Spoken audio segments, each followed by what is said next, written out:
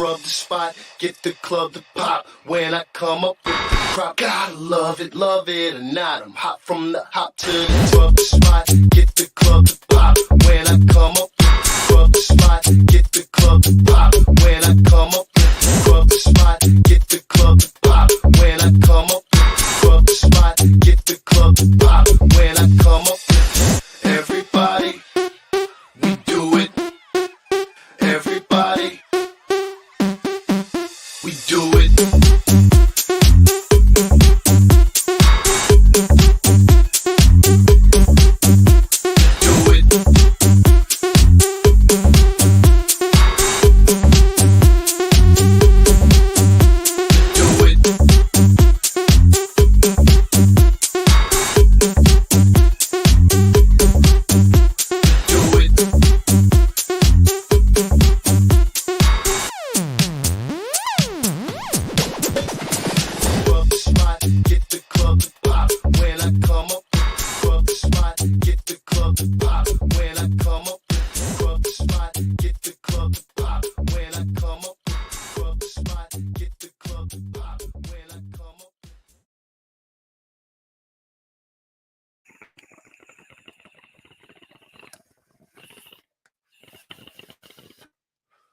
You are now tapped into the coolest reptile podcast in the world. I'm your boy, MJ. What is good? We got a special Trap Talk this Thursday night indeed. I'm super excited because tonight we got the homies in the building, literally in the podcast room right next to me. Tapping in from Iowa, we have Jace and Josh of Gen Z Reptiles right here. What is good, guys? How's it going? Welcome to San Diego. Thank you. You guys are visiting from Iowa, but you drove an hour. You guys were in Irvine, which was like about an hour north from here. Yep, that's exactly right. Yep, we're visiting family out here, so it worked out. The time worked out pretty good. We were able to stop by here, the podcast, doing live. So literally, I remember I asked you guys, "Hey, you guys want to come on this weekend?" You know, I read out of town, so I was like, okay. Instantly started thinking about somebody else, but you're like, hey, I could actually come to your place and do it. And I'm like, you know, I live in San Diego, right? And you're like, we're gonna be in Southern California, sure enough. And here they are, man. So it's really cool. You know, I'm all for doing podcasts with people in person because I feel the flow goes better. I mean, it's really difficult sometimes doing it on the other end, you know, on the computer, just because, you know, shit happens with the internet.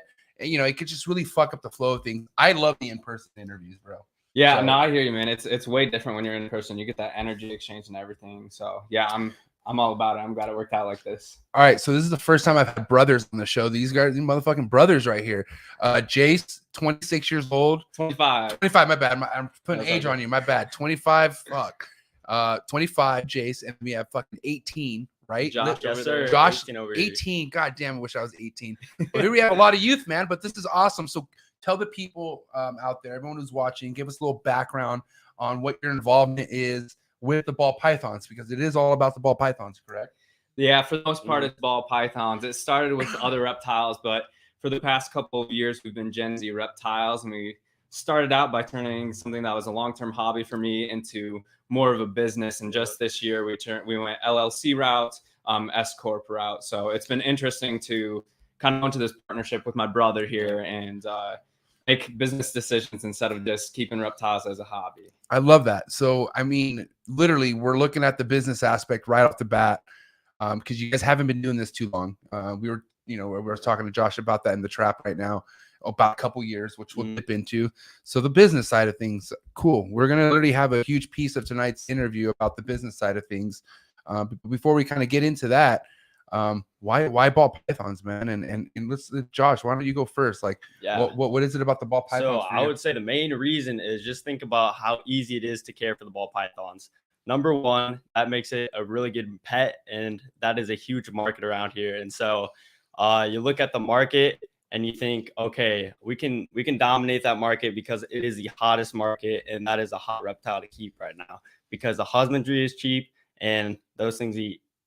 Yeah, they do. Yeah, I mean, dude, I mean, like I'm saying, that ball pythons, I mean, don't get me wrong, some will put you through the ringer, and you know, a lot of those are just smaller ones, and then you also have those subadults that hit that wall, I guess they call it. You know, I mean, they have that growth spurt and then they just stop growing for so long, which I haven't experienced that in a while. But regardless, for the most part, ball pythons is such a straightforward fucking thing. To where I feel like if you can't breed ball pythons, I feel like you shouldn't breed anything.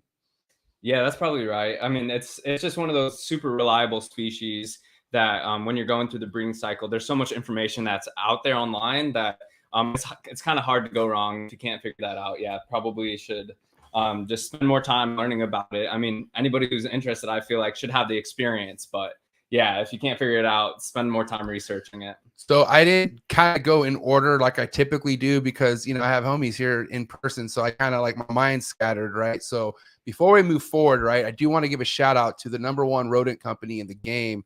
And that's going to be coldbloodedcafe.com. So the freshest and bestest rodents delivered to your doorstep, $30 flat rate shipping. That's coldbloodedcafe.com. So since we're on the topic of rodents, what do you guys feed your guys' snakes? Like when I say what, like, are you guys primarily live? Are we primarily frozen thawed? And do you guys breed your own rodents? Yeah, so we primarily feed live rodents, and a bulk of what we feed is going to be rats, so the Norwegian rats, but we also do some African softfur rats and mice. We breed the African softfurs and mice in-house, and then we buy from a couple of local suppliers for the live rats. Okay. And who's really in charge? Okay, because this is like a partnership thing, right? Who's primarily in charge of the rodents, or is it kind of just like you guys take on that chore as it comes, or like how do you guys departmentize who does what? Yeah, so basically my role in this was kind of like put the money. I need to help Jace get the equipment so they can do the stuff such as breeding rodents. So my involvement was kind of help pitch in for the equipment, and Jace can do all the labor because so I've been keeping animals since I was super young. So honestly, it was like by the time I was 9 is when I got my first snake, and before that I'd kept rodents. So I'm really big on the husbandry side of things, and I do a lot of the animal care side of things. Josh originally got in kind of as an investor, and then we kind of divvy some stuff up from this one. I don't know if you want to talk about that now or wait a little bit, but kind of on how we divvy stuff up in terms of responsibilities with the business, how we make decisions and stuff like that. Yeah, we'll definitely dip into like the whole business breakdown. But for now, the rodent stuff I do and even the snakes as well. I take care of most of the husbandry stuff. Okay. And have you guys let's see, because I know you guys 2 years in, have you guys 2 years of breeding or 2 years of collecting and being a business? Like 2 years of being a business. Yep. So I've been keeping for like 16 years now, reptiles in general. And then I got my first ball python. I want to say it was like 2012. And it was the coolest darn thing. Kind of a story. I found it at an adoption event. Mom said no. Dad's like, I think we should do it. It's, right. Yeah. So I was like, all right, I'm game. So Dad got us their first ball python. I was back in high school at that point in time. And so I had that one for a couple years. In that time, I got a few more. Then I moved to college and I went fucking crazy on it. I snuck like 30 snakes into my dorm room. So luckily my roommate was my best friend from high school, and he's like, oh yeah, let's do it. So we got 30 snakes in there, and then kept all of those, raised all those up. And a lot of those females are our breeders right now. And then collectively as a business, we've been doing it for 2 years. So we've got the husbandry thing down. We've had, before we started treating it as a business, we did have a few clutches before that. So kind of got the whole thing down. And once we're like, oh yeah, we can do this, let's scale it up. Then we're like, yeah, Josh was ready to jump in at that point. So have you had a clutch yet? Have we had a clutch? Yeah. We've had many clutches. Okay. Yeah. This year we had 20 clutches. Okay. So when's your next clutch? So it will be this upcoming breeding season. We just started pairing again. So we had our last clutch hatch out. Talking probably May is our next clutch. Okay, yeah, talking May. Yeah. And what do you put your eggs inside of? Like when you have an egg, what does it go inside of? We do a 6-quart tub. So it's like one of those plastic shoebox tubs. And at the bottom is our perlite. We have that light grid crate thing. They sit on top of that. And we do our the press and seal. Press and seal, right. Yep. And then we have locks in that humidity, right? Yep. Does a real good job. So you're going to do me a favor in May on that next clutch. Okay. Because when you guys leave here today, you're going to be leaving with a sim box. I'm giving you a sim container. Okay. Do your boy a favor. Next time, Gen Z. My bad. No, it's all good. high. See, this fool got me high. Gen Z. Next time Gen Z's eggs touch down in the room, please put them inside the sim container I gave you, and then I want to get feedback. Okay, By all Will means. do. eggs belong inside of a sim box. If it's a sim, it's a win. And you guys are leaving with one tonight. How do you Let's feel? go. I'm Let's go. very excited about it. Do you want a whole YouTube video on it? Because we will review that shit. Yeah, and we got you. and we're gonna talk about your YouTube video later tonight, your YouTube channel. So thank you for telling me. I didn't even know you had a YouTube channel. Yep. Respect. Cool. Awesome. Well, listen, the reason why I like sim containers, since we're on that subject real quick, is because, you know, if it's anything that we can do to make life easier is eliminate steps that aren't needed, right? Absolutely. Everything you just said about how you do with your egg box is perfect, right? But why do more when you could do a little less?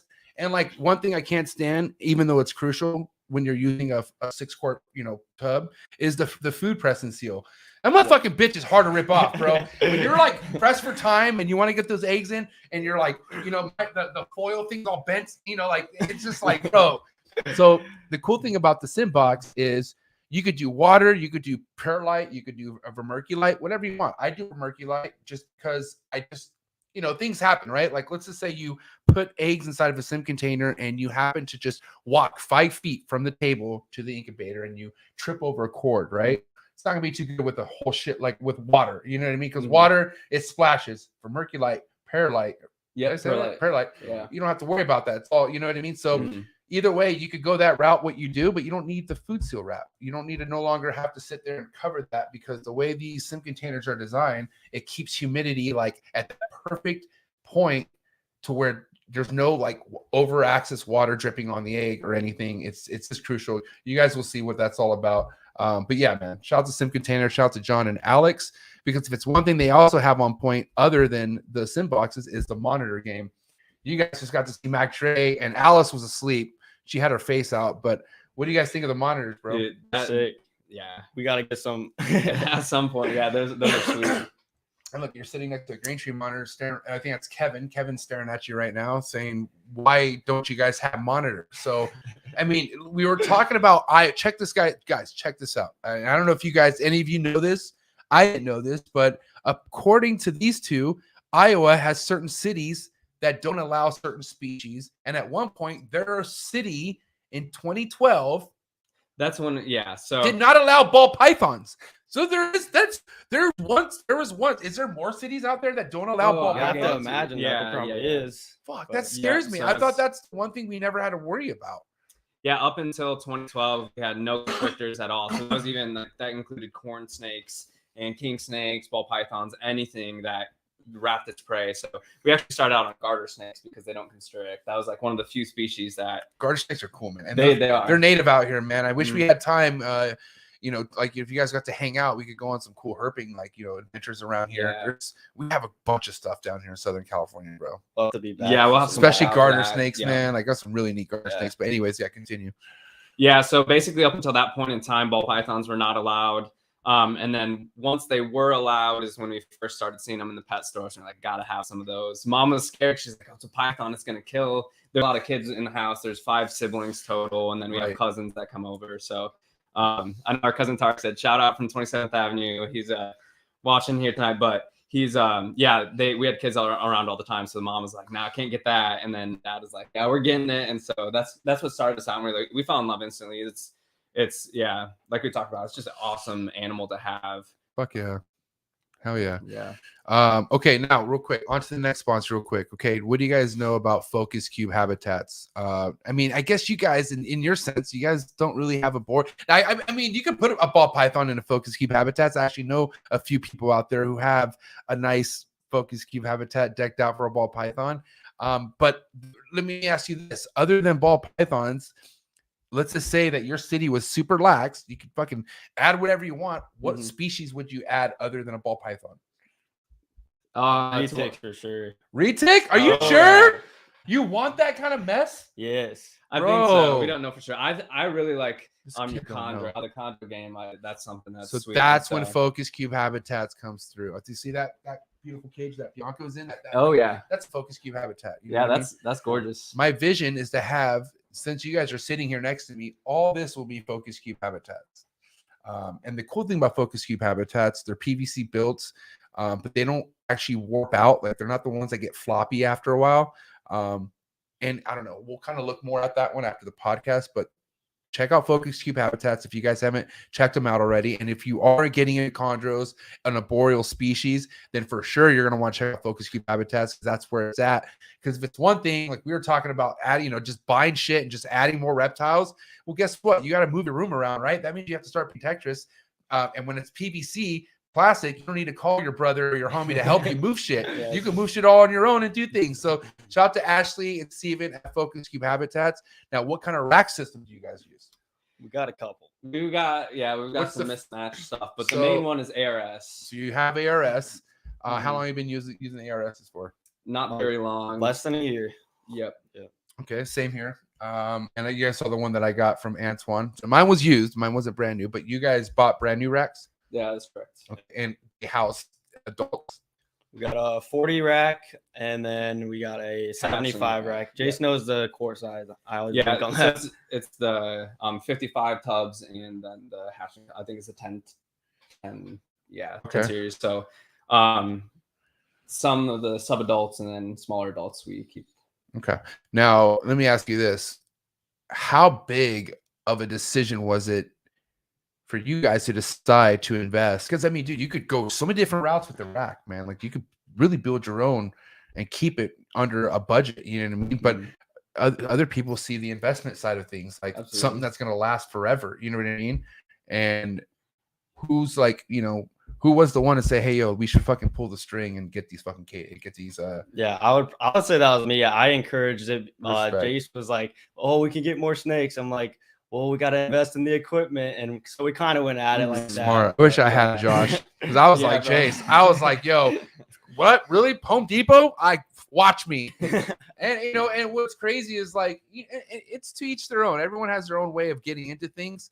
I didn't have a brother or a friend who had remotely anywhere near the same vision as me or was willing to help me invest. I was on my own, and at that time I had no money. So anyways, I had to do what worked for me best. Like I literally did what I can do.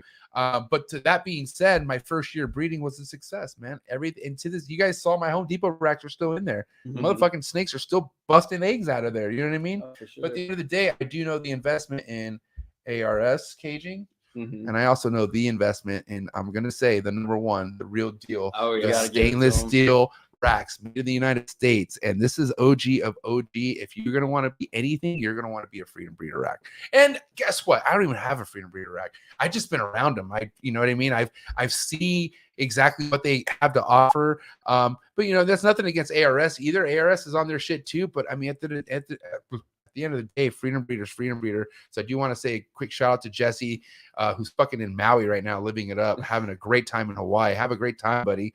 But we have something huge in the works. So yeah, we'll be in touch on that, Jesse. And thank you so much for supporting the trap. Inspirations, man. Let's talk about people who motivate you. People who kind of, because I mean, Gen Z, did I say that? Yeah, Fuck, bro. Been smoking all day, microdosing. But Gen Z, man, what was the big, who's pushing Gen Z, man? Like, I mean, there had to be an account, there had to be a breeder, somebody in your area or somebody that you follow that was fucking really motivating you or painting a picture in your head on what you want to do with your brand. Yeah, I would say I give it up to JD Constriction. John, Yeah. yeah. Gotta give it up to Billy. Just Creation, how yeah. seriously they take their branding, and it's not only like a company, but like it's their lifestyle, everything about it. Yeah. Well, honestly, too, there's a couple guys that we saw that are just absolute workhorses. We haven't gotten the chance to really talk to them yet, but at some point we hope to. It's JP and Miguel. They're just absolute workhorses, and Josh really relates to that. He's like, yeah, let's do it. So I'd say for you, that'd probably be a couple more. And for me, when I was a kid, there used to be just some random kids on YouTube making their collection videos of their room tour, and it was just like a bunch of homemade cages and stuff. So for me, that's really what got me into it. And then there's a guy, his name was like Steven Tillis, and I just thought he's a young guy. He does a lot of stuff with like the blood pythons, and he does some really cool stuff down in Florida. But he's that for me, that's like what got me into the snakes from the start. But when it came to Gen Z time, what inspired Gen Z, I will say it was those four that Josh talked about big time. Cool. Well, you definitely nailed one name for me. That's my biggest inspiration, and that's for sure Miguel Garcia. Always evolving pythons, because I can tell you what, right now, he's always kept it 100 with me, even when I question myself. You understand, bro? I mean, you guys are on a podcast that cusses, I smoke, I do what the fuck I want, because that's just what I want to do. And Miguel was a huge push. And, you know, so was Brian Barczyk, a few others, but we're not talking about them. We're talking about Miguel. And Miguel was my original huge push on to keep doing what I was doing. Don't focus on any of the bullshit, because Miguel himself dealt with a lot of haters. Still does more on the low-key side, but Miguel was doubted so much in the beginning coming into this, and he's been proving people wrong ever since. He sponsors the channel to this day, inspires me to this day, still gives me the time of day. So wanted to ask who inspired you, because, you know, I never forget the people who inspire me. You know, even people I don't talk to as much, but still I never forget the ones like people you say on YouTube channel that randomly showed their room. You never spoke to them, but you'll always appreciate them for doing that. Absolutely. And you'll never forget that. Yeah, no, I won't. I won't. That's definitely gonna stick with me. But yeah. Another thing too, this is kind of a random side note, but for me, I'm the one who tends to be in front of the camera for our YouTube channel, and I always get nervous. I'm like, I don't want to say anything that's gonna offend somebody. I'm a more sensitive guy, and Josh is like, look at Miguel. He's just gonna do what he's gonna do, and he has all those haters, but he doesn't stop. And then he's like, look at MJ. He doesn't give a fuck. He's a real person. He's just gonna say how it is. And so I'll say definitely, I'm not trying to be all weird and sad or whatever, but definitely you as well. That for me as a content creator, that inspires me, because I like that. I just have to remember every time, it's like, it doesn't matter. You're gonna do what you do. There's gonna be people who don't like it, and fuck them. You just gotta keep going and find the people who do mess with you. So, and I mean, even no matter how picture perfect you are, no matter how fucking leave it to Beaver, fucking Mr. Rogers you are to a platform, there's gonna be somebody to talk shit. Like you can never please everybody, and there's so many people out there who try to please, and forget what it is that they actually represent. Like what it is that you stand for. Are you really just talking out of your ass to make other people happy? And that's something I noticed a lot of fucking breeders were doing on their platforms. I just didn't understand it. So at the end of the day, you know, you know what?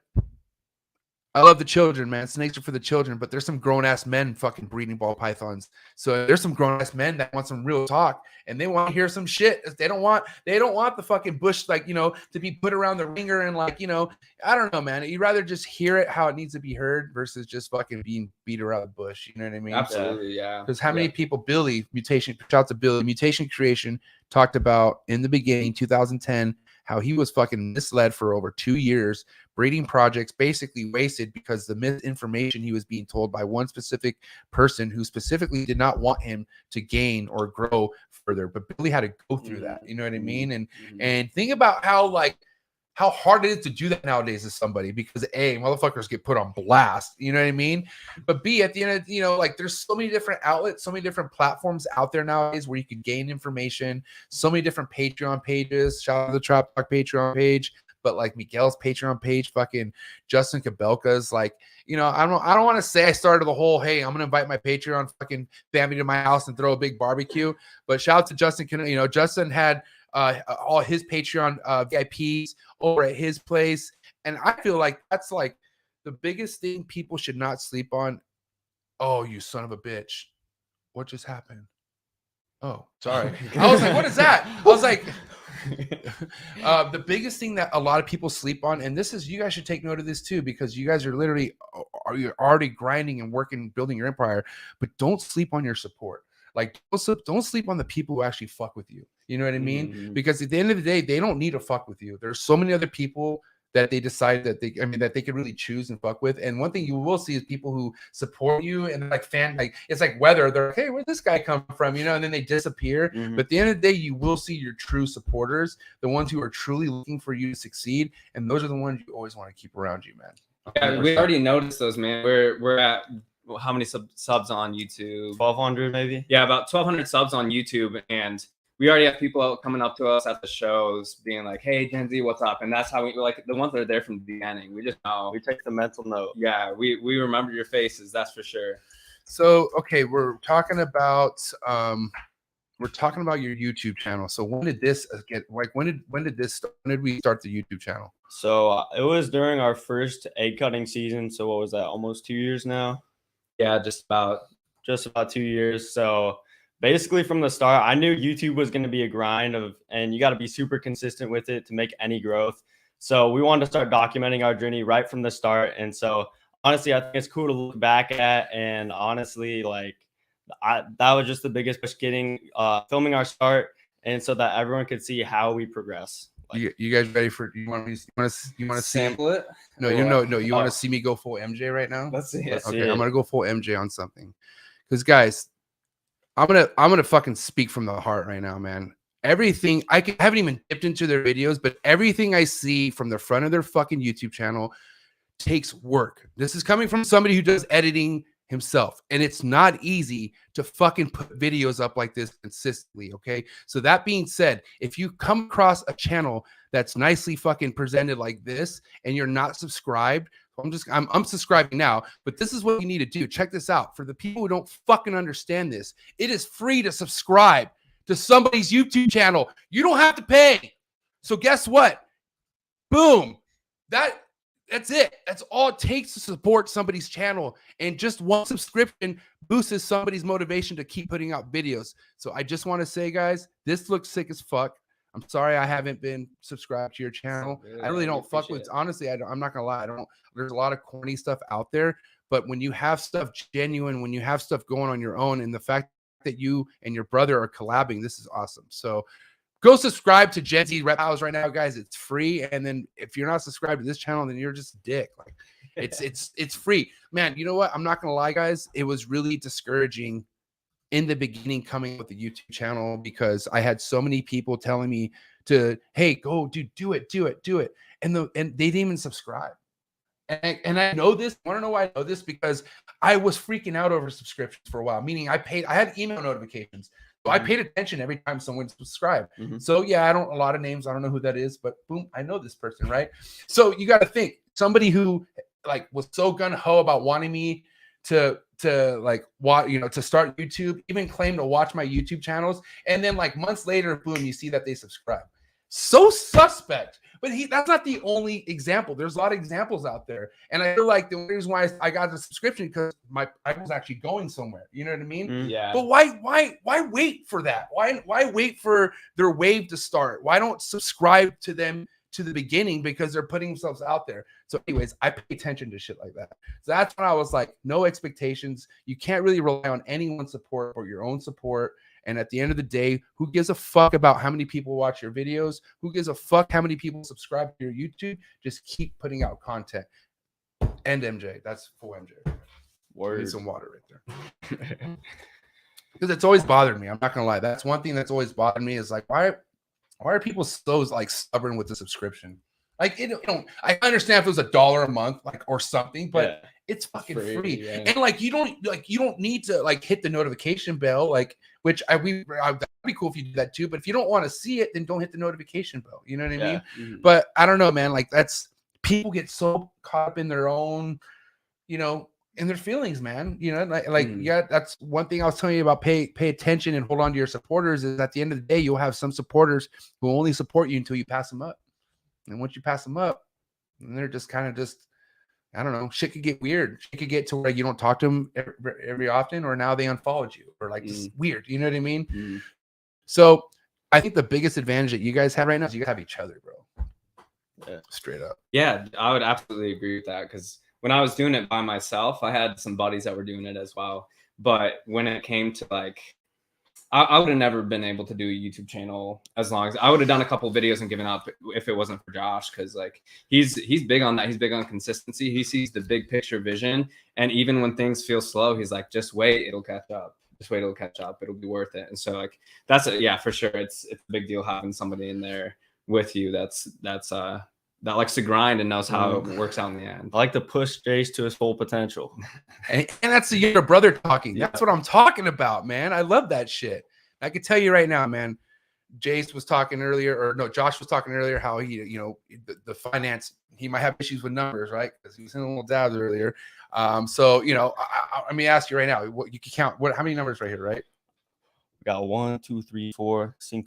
Okay, I'm going to eliminate 2. Now we have what?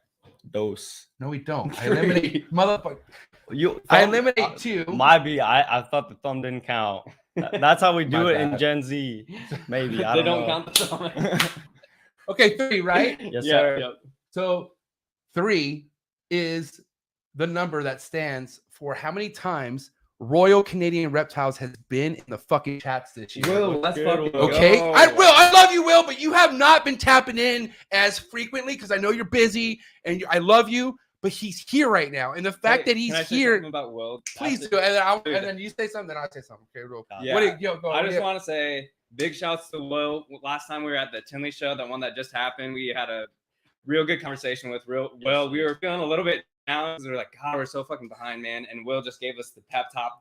Was that at the auction? That's at the Yeah. auction. Man. Oh yeah, Dude, the auction is where it's at. I'm not gonna lie, but Will, yeah, big thanks to you, man. That got us like re-energized big time. We were just like feeling so drained. We're like, man, this is awesome. We love this industry. We're so behind, and we got super self-conscious. So that's exactly what we needed, man. We appreciate you. Yeah, and funny thing about Will, we got our first investment snake ever from Will. It was the biggest amount of money we ever spent, and we got our return this year. So I appreciate it, bro. That was a Wookiee combo. It's a Wookiee pinstripe faint. Ooh, which we do. pastel.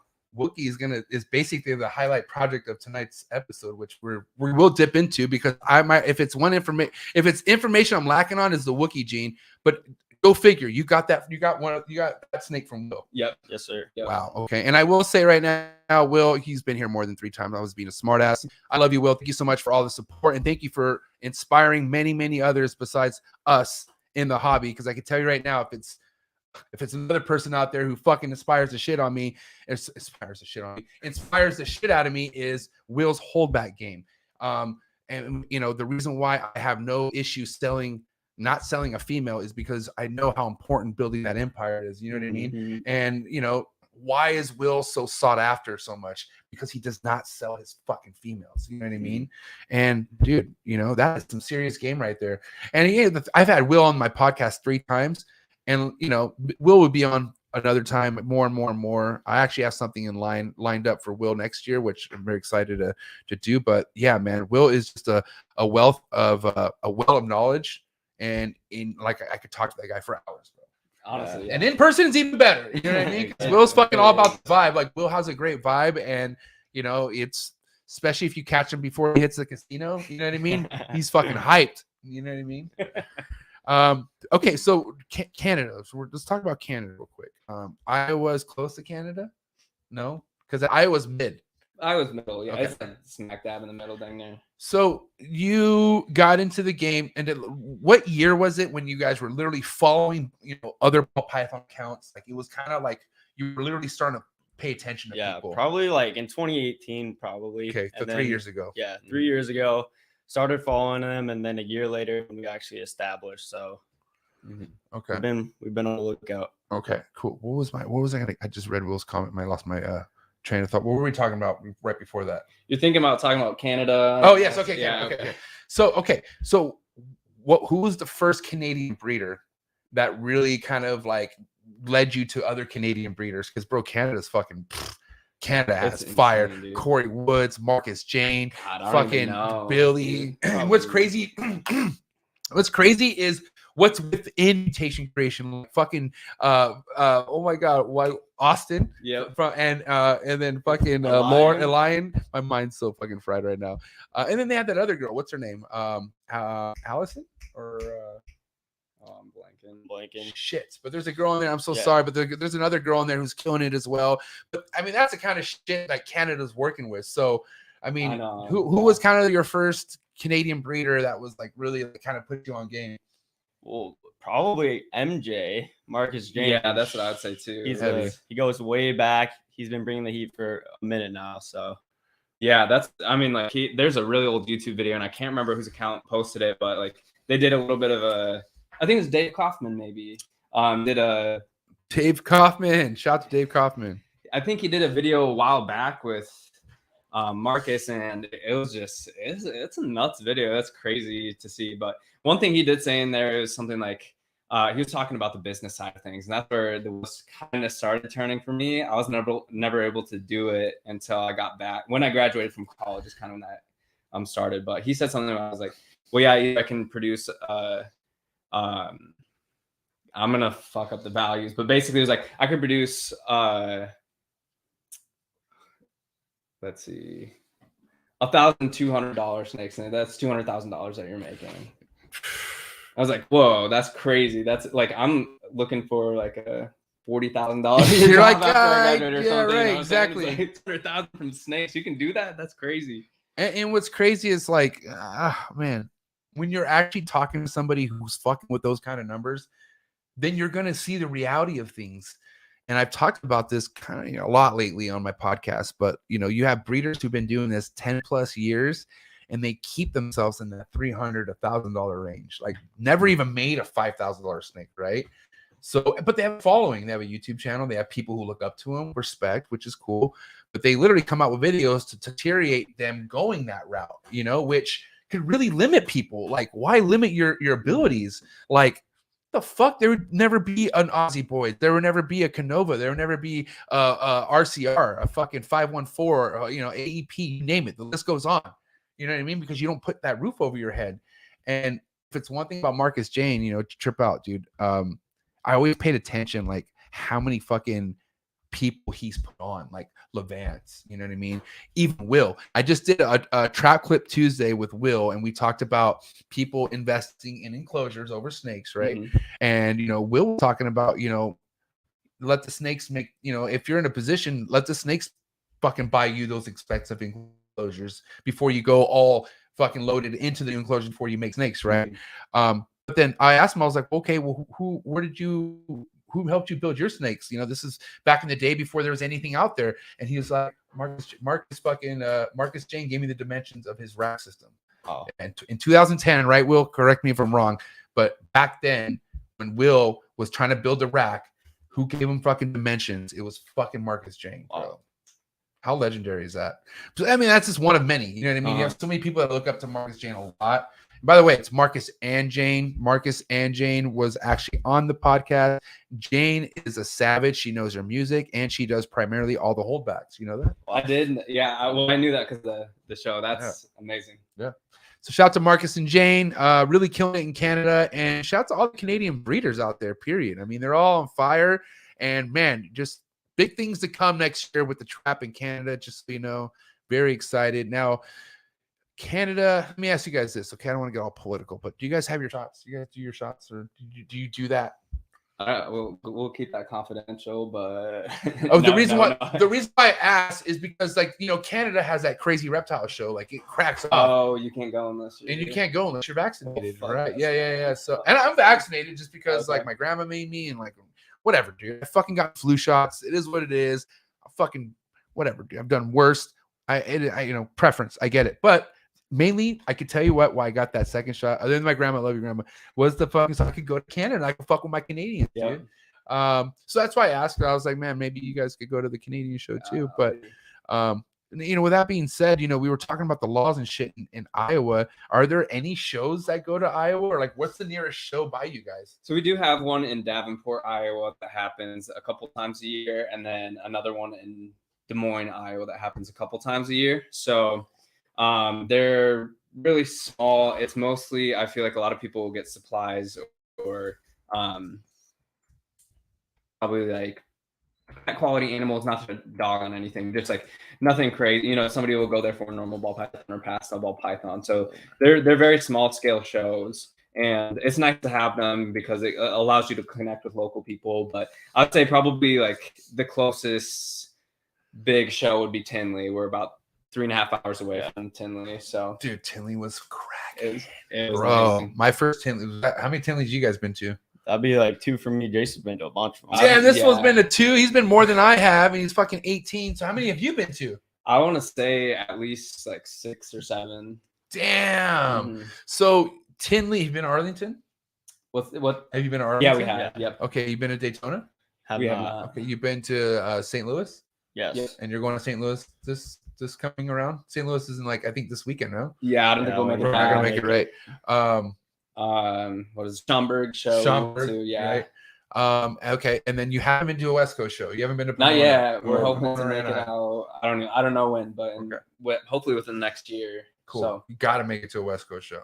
Yeah. I mean, they're since- popping. It's literally and like it's literally like, okay, before COVID hit, I don't know if it was Will who said this, but we had 2018 was the best. 2018 or 2019 was the best Pomona that they, like Loki said, it was like on, like probably beat Tinley. Like, no shit. yes, I'm pretty sure it was Will who said that. Correct me if I'm wrong, Will. But and then right after that, COVID hit, and we didn't Pomona. There was no show, and then it just been in Anaheim. Huh. So, but there hasn't been a Pomona since that last Pomona. So I'm wondering, because you gotta understand though, what made that Pomona so special, man. You had Forrest Fanning flying in, like you had all these fucking East Coast people there. So that's what really makes Tinley.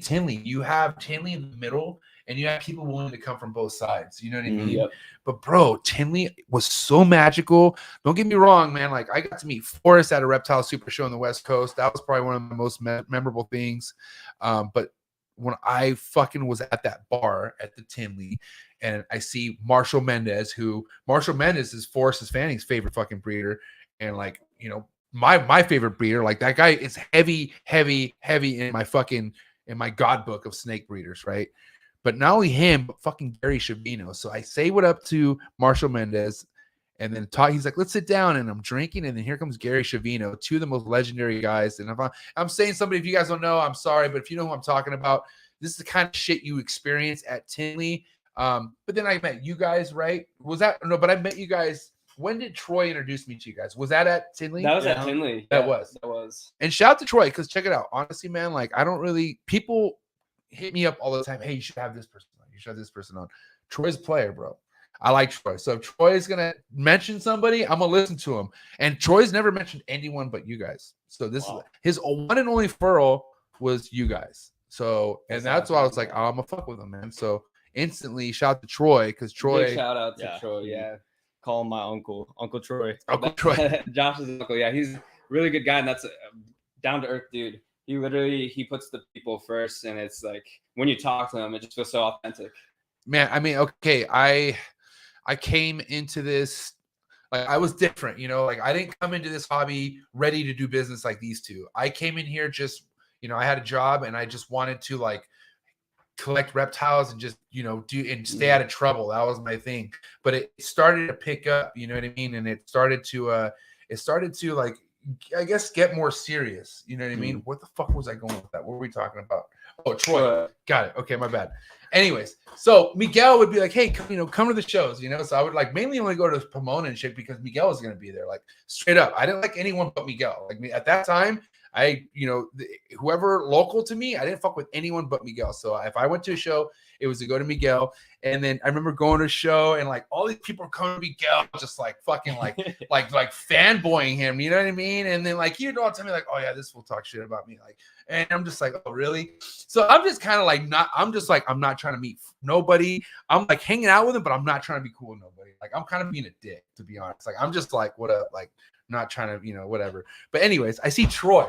Troy's wearing this fucking goddamn his suit, and honestly, I was just like, who the fuck's this guy? Like, what is this? Like, I was like, what the fuck is this? And he's walking around like, hey, like literally, like, have you been to Disneyland or like, have you seen the employees how they act? Yeah, bro, this motherfucker acted like a goddamn Disneyland employee, meeting you, greeting you on the ride, and like, but it was like, I don't want to say cheesy, man, but it was so positive and just like, regardless, I remembered it. And then I saw him again, same fucking suit. Like, or it was like maybe not the same suit, but it was a suit, and it was this signature thing. Troy best dressed balls, right? And as years went on, I think 2019, I actually fucking finally spoke to him, and I was like, dude, honestly, bro, like I told him, and I don't know if this is when I started doing the podcast, but I was like, I've known who you are all because of your fucking suit, and I love you because of your suit, and he was like, oh, thanks, man. And then when I started conversating with Troy, I fell in love with him even more. You know what I mean? And Troy is another fucking wealth of knowledge, bro. Like the guy knows his shit, and he legitimately will help you out. You know what I mean? Like he will literally fucking put his own shirt on your back if you need it. And I could tell he's like that just the way how he was talking about you guys. And so hobby definitely needs more people like Troy because Troy has been around. He's done this shit for a while. He's vended. The guy's continuing to grow by the fucking day. And he doesn't have to be as fucking nice as he is, but he is, and that's awesome. People need to continue to be more like absolutely. like Troy. You know what I Not mean? only Troy, but also Lisa. She's been Lisa, shout out to Lisa. homie. Bro, we gotta get Lisa refused. We got a She picture won't with come on her the one show. time. I think it was maybe was it both of us or just me? I got a picture with her one time, and that was a miracle. That doesn't happen often. I have a heavy goal to now get a picture with her, but to get her on the fucking podcast, I think the only way it's gonna happen is at a show, like live right there at the table. Yep. I'm gonna have to pay her off somehow, or find out if she's a coffee drinker. I gotta find out what's Lisa's weaknesses are, and I'm gonna get my fucking people to be all over it, and we'll make it happen. But Troy has some amazing projects going on. What is he doing right now, other than other than his project and whatnot? What has Troy kind of done to influence you guys? Well, we were kind of the first time we really had an interaction with Troy. Troy, wow, here he is after all these great compliments, and he pops up. Better late than never. Thanks for being here, Troy. Yeah, Troy, you'll have to go back and watch. We hope we're making you proud. He said, "Make us Iowa guys proud. Do this right." I did say, and I was kidding. I did say after I promoted that I was going to bring you guys on. I was like, if these fucking kids are trash, I swear to fucking God, Troy. But I'm, I was just kidding, obviously. But anyways, continue. Yeah, so we actually bought a rack from him, and I just had a feeling he was going to be a good guy to get to know. Just because he's got that, like you said, he has those suits that stands out to you, and to me, I get big into the personality stuff. I did leadership camps and stuff like that. So to me, that was a guy who wanted to show it's okay to be whoever you are, express yourself, express yourself. And so I was like, that's a positive energy. And I know that he's going to have a lot of good things to say. And there's a lot of people that can help you out down the road or whatever, just be a good person to know. So we're like, yeah, let's get this rack from him. And so we literally got one of our racks from Troy. Anytime we go to the show, we always hang out with Troy. He's just, positive guy. And he's always looking out for everybody around him too. If the people that are good to him, he's really good too. So he'll connect you with a bunch of different people. So that's awesome as well. But yeah, Troy's the man, straight up. Now I could tell you this. We were talking earlier how Iowa being a fucking small state, right? And there's, shout out to Slipknot. I love Slipknot, right? But other than Slipknot and these guys and Troy, JD, there was another about Balthazar, and then is there anyone else in Iowa, or is that the tight knit group of you guys? Because how far apart for the most part do you guys live from each other? Yeah, to be honest, it's a little bit spread out. So we don't really get to see other ball python people besides that shows really. But yeah, Troy's 2 hours down the road, and then Balthazar 30 minutes away maybe. Yeah, and then John Dag is probably 15 minutes away. So we live kind of close. Everybody's always so busy until we get a breakaway for those reptile shows. So it's nice to see people from your hometown, even if you don't see them very often when you're at home. So shout out to John, who I've yet to have on the show, but he's heavy on top. I walked by John's table and I'm like, why haven't I had this guy on? And he's always down. John's super down. So John, it's going to happen. But you guys have something in common. There's something similar going on, and I guess in your guys' projects, and I want to know more about it because we were talking about it in the trap. And you know where I'm getting at, man. There's there's Exantic going on in your guys' projects, and I want to know what the end goal or what the fucking path is going with your Exantic project. Sure. So just a little background. And do you have anything on your page, by the way, with your any of that, or nothing leaked, right? No, not private. Okay, continue. We don't. So this is we've talked about it on some of our videos, what we kind of want, but basically what we're going for is the Desert Ghost Axanthic, and John does a lot with the TSK line of Axanthic, and he's starting to do this desert. I don't know if he's released much for the Desert Ghost stuff, but some of that stuff's crazy. We're working with the VPI line, and the thing that really got us one time on Morph Market, we saw this picture of somebody who had a double head for sale, and next to it they had the double visual, and we were like, oh my god, that's nuts. So it gives you something that's the contrast is really amazing. In the right combos, you can get snakes that are just stark white and then super jet black all in one snake. So right. I really want to make the Stormtrooper. That was the big driver for that. And so But has he made another stormtrooper since? Like, no, I don't it's think kind of a she's one-off, right? It's kind of a one-off. Like almost like a paradox, or no? So I think there's probably genetics going on. He just hasn't been able to figure it out because I think she was slow to start getting into the breeding cycle. So he still has yet to figure out what's going on. I feel like there's probably a increasing melanin broken, bro. Sorry. increasing melanin type of gene in there or something. Because if you've seen pictures of the baby, it's like super clean, right? And as it ages, it gets more and more black on the top. So I mean, there's many snakes out there that really fucking, like, when you first get into ball pythons, you start searching, you're looking, and you find your snakes that just slap you in the face, and that is definitely one of them. I mean, John, honestly, that is just unremarkable, like such a like groundbreaking snake. Like nobody ever. I mean, that's it. It's a one of a kind. Like it's just absolutely. And for think about how many people can duplicate ball pythons in a sense, and nobody can duplicate that. When you have it like that in the ball python game, bro, and his shit is always like, I mean, dude, you gotta understand this shit he's making in thousands. It's like 5, 7, 8K, and it's all being sold off the table. Like, you know what I mean? And his shit does not last. And it's so motivating, and that's why you got to chase your own vision, chase what you want to do. But I think he's a little bit more about him, and I think the influence he has had. He's like single-handedly changed a few things in the ball python world. So Axanthics, it doesn't matter the line, they are hot because of what he showed you can produce out of them. I mean, they were cool snakes at one point in time, and everybody knew they existed, but nobody was buying them. I feel like for a while, there is some times where like Axanthics were like $150 to $200 you can find them at a show, just because I mean they were cool, but nobody was buying them. And he started coming out with stuff. So yeah, he paved the way for the Axanthic project. And then another thing he did is brought so many people into it. Because think about how many people saw that stormtrooper and like, oh, that's sick, and they just need that one snake to get him into looking into more ball pythons. So the amount of people I'm sure he brought in just from that snake alone, crazy. I mean, we have a couple super chats, so I do want to just shout them out real quick. But before we move forward, man, we got Iowa players in the building. Can we please get the likes up? I mean, we're just shy about 10 likes. Let's get the likes up a little bit. Don't forget it's free, okay? And I'm cool with it. I count dislikes too. I'm down with it. Show me an emotion. Give me anything, right? Dislike, likes. Let's get them up for my boys right now. And I want to say happy Veterans Day. Shout out to my man, the General Martin Morse. Martin, bro, I got to say, bro, you are one of the biggest supporters in general when it comes to, wanting to, like, the people you believe on in this game. You're really good at fucking motivating them and putting them on. So I got to say, bro, thank you so much for supporting me, but not only me, the people you believe in. If you guys do not follow my man, the General, Russell Martin from Morton Mars, God damn it. Fuck, bro. Don't get high with me no more. Martin Morphs Ops on Instagram. Please go give him a follow and shout out to the super chat, Martin. You're the man. Let's see. And then we have the homie, I think the homie Duran. Yeah, dude, just had the homie Duran just come visit recently.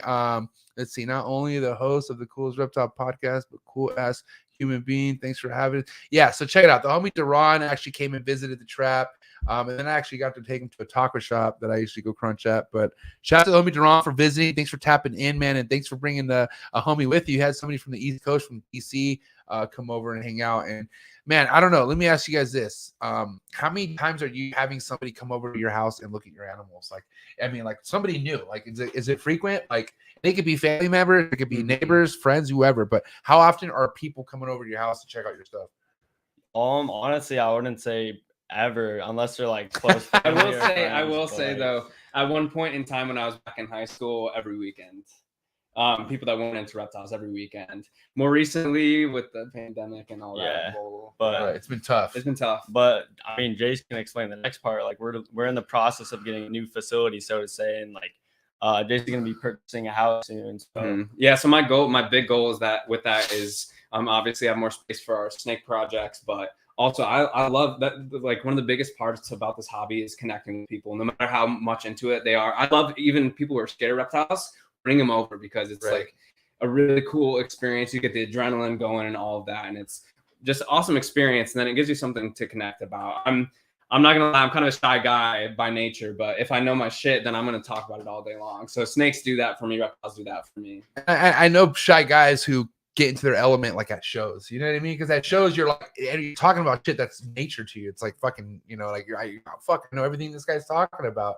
Which I always like. That's why I recommend. Like if you're like an introvert or if you're not somebody who fucking like people, I get it, right? But go to a reptile show, like go to a sick reptile show. I'm telling you, like go to a reptile show where you can link with somebody you look up to, like any kind of fucking big breeder, and go fuck with them, and then let people know you're going. And God, man, God bless people. Like I know people out there have their like, I guess they're shy and they just don't their awkwardness, but there was fucking 2-3 people who. Like I had just had to stop looking at my phone, but they were trying to meet up with me, and they're like, "Oh, I see you, but you just seem busy, bro." Like I don't know what you want me to do. Like if you saw me and I didn't see you, I mean, I didn't have a line of people fucking. I wasn't giving autographs. If you saw me walk by, just tap me on the fucking shoulder. You know what I mean? But you know, I feel like some people kind of just get into their head so much, and I even had somebody tell me like, "Yo, I had to leave the show because there's just too many people," and like. And like I get how like you know that's a fucking low key like I don't know what is it like not OCD but like my god what am I talking about claustrophobic? But yeah, well that's one thing, right? But just like you know being around so many people, you know, I just can't like a phobia, I guess. Yeah, I guess like a phobia. Sorry, my brain. But yeah, you know what I mean? I get like it could get too much, but like seriously, man, nothing's gonna help you break out of your shell more by showing up to a reptile show. It's a lot better than going to a grocery store or fucking, you know what I mean? Do it with people you have nothing in common with. Reptile show, you're gonna meet somebody you have in common with. I mean, reptile show is almost like, I mean, fuck, dude. How many shows was it where there was another convention? There was like furry babies, fucking all sorts of weird shit going on at reptile shows. So it's like, dude, don't feel like you're too weird for reptile show. Probably not. Yeah, and also surround yourself with like-minded people. Yeah, right. That's for sure. Yeah. Well, that's another one of the things I love about this industry, and the hobby fits within the whole industry thing. There's people of all walks of life who is saying that they're like, there's not really many other things that you can do that you can have a doctor and a biker just hanging out together, talking about the same thing. You know? Oh, you kidding me? Yeah, bro. Like you never know who you're gonna meet, and like, and at the end of the day, you would have never meet them if it wasn't for the reptiles. So meaning, yeah, like, absolutely, dude, if you're definitely like in a position where you're like, fuck, like. I'm trying to meet people, or like, you know, I've had people ask me all the time, how'd you get connected so well? I'm like, dude, you got to put yourself out there. Like, you got to get yourself out there and start fucking linking with people and start talking to people. And don't think you're better than other people. I'll tell you that much. Like, because you're not. There's fucking so many heavy hitters in this shit. You should just be motivated. And, you know, like at the end of the day, I love people who just are in their own game, like people who are in their own fucking like world. Like, you know, Gen Z, you guys are in your own fucking world of shit, you know? So with that being said, my biggest thing, man, is like it's frowned upon. You know, shout out to JP, man. Oh, maybe there's a lot of things that frown on JP in the beginning, like always evolving Pythons Canada, still a fucking biggest, funniest thing in the world. But shout out to my man JP. But JP came in. Yeah, you're good. Can you go? You got. Yeah. But JP came in ready to fucking like spend money. Like he wanted to invest in racks. And hurry up and come back because we're gonna need you for this one. We're gonna need you. But you know, he wanted to go the investment route, right? So how did you guys really approach like the investment side of what you guys have going on right now? And it could be the snakes, it could be, you know, the rat production, it could be fucking, you name it. Like how do you guys approach that? So it's an interesting dynamic because one thing that gets that happens is I just get hyped about every single project. I want a little bit of this and a little bit of that. And you put something in front of me, I'm like, let's do it. Right. Josh is a lot more strategic. And so anytime that we decide we want to put a lot of money into something, we have to think through the project and think about the vision of the project, the long-term vision. And so like a simple example of what is like a process for the ARS racks, that was like, we're going to be in this game for a while. I mean, I already been keeping reptiles for years and years and years, and I'm not getting out of it. But right. When we decided to go with the ARS, those things are expensive. You can buy a sick ass ball python for like $3,000-$4,000. That's crazy.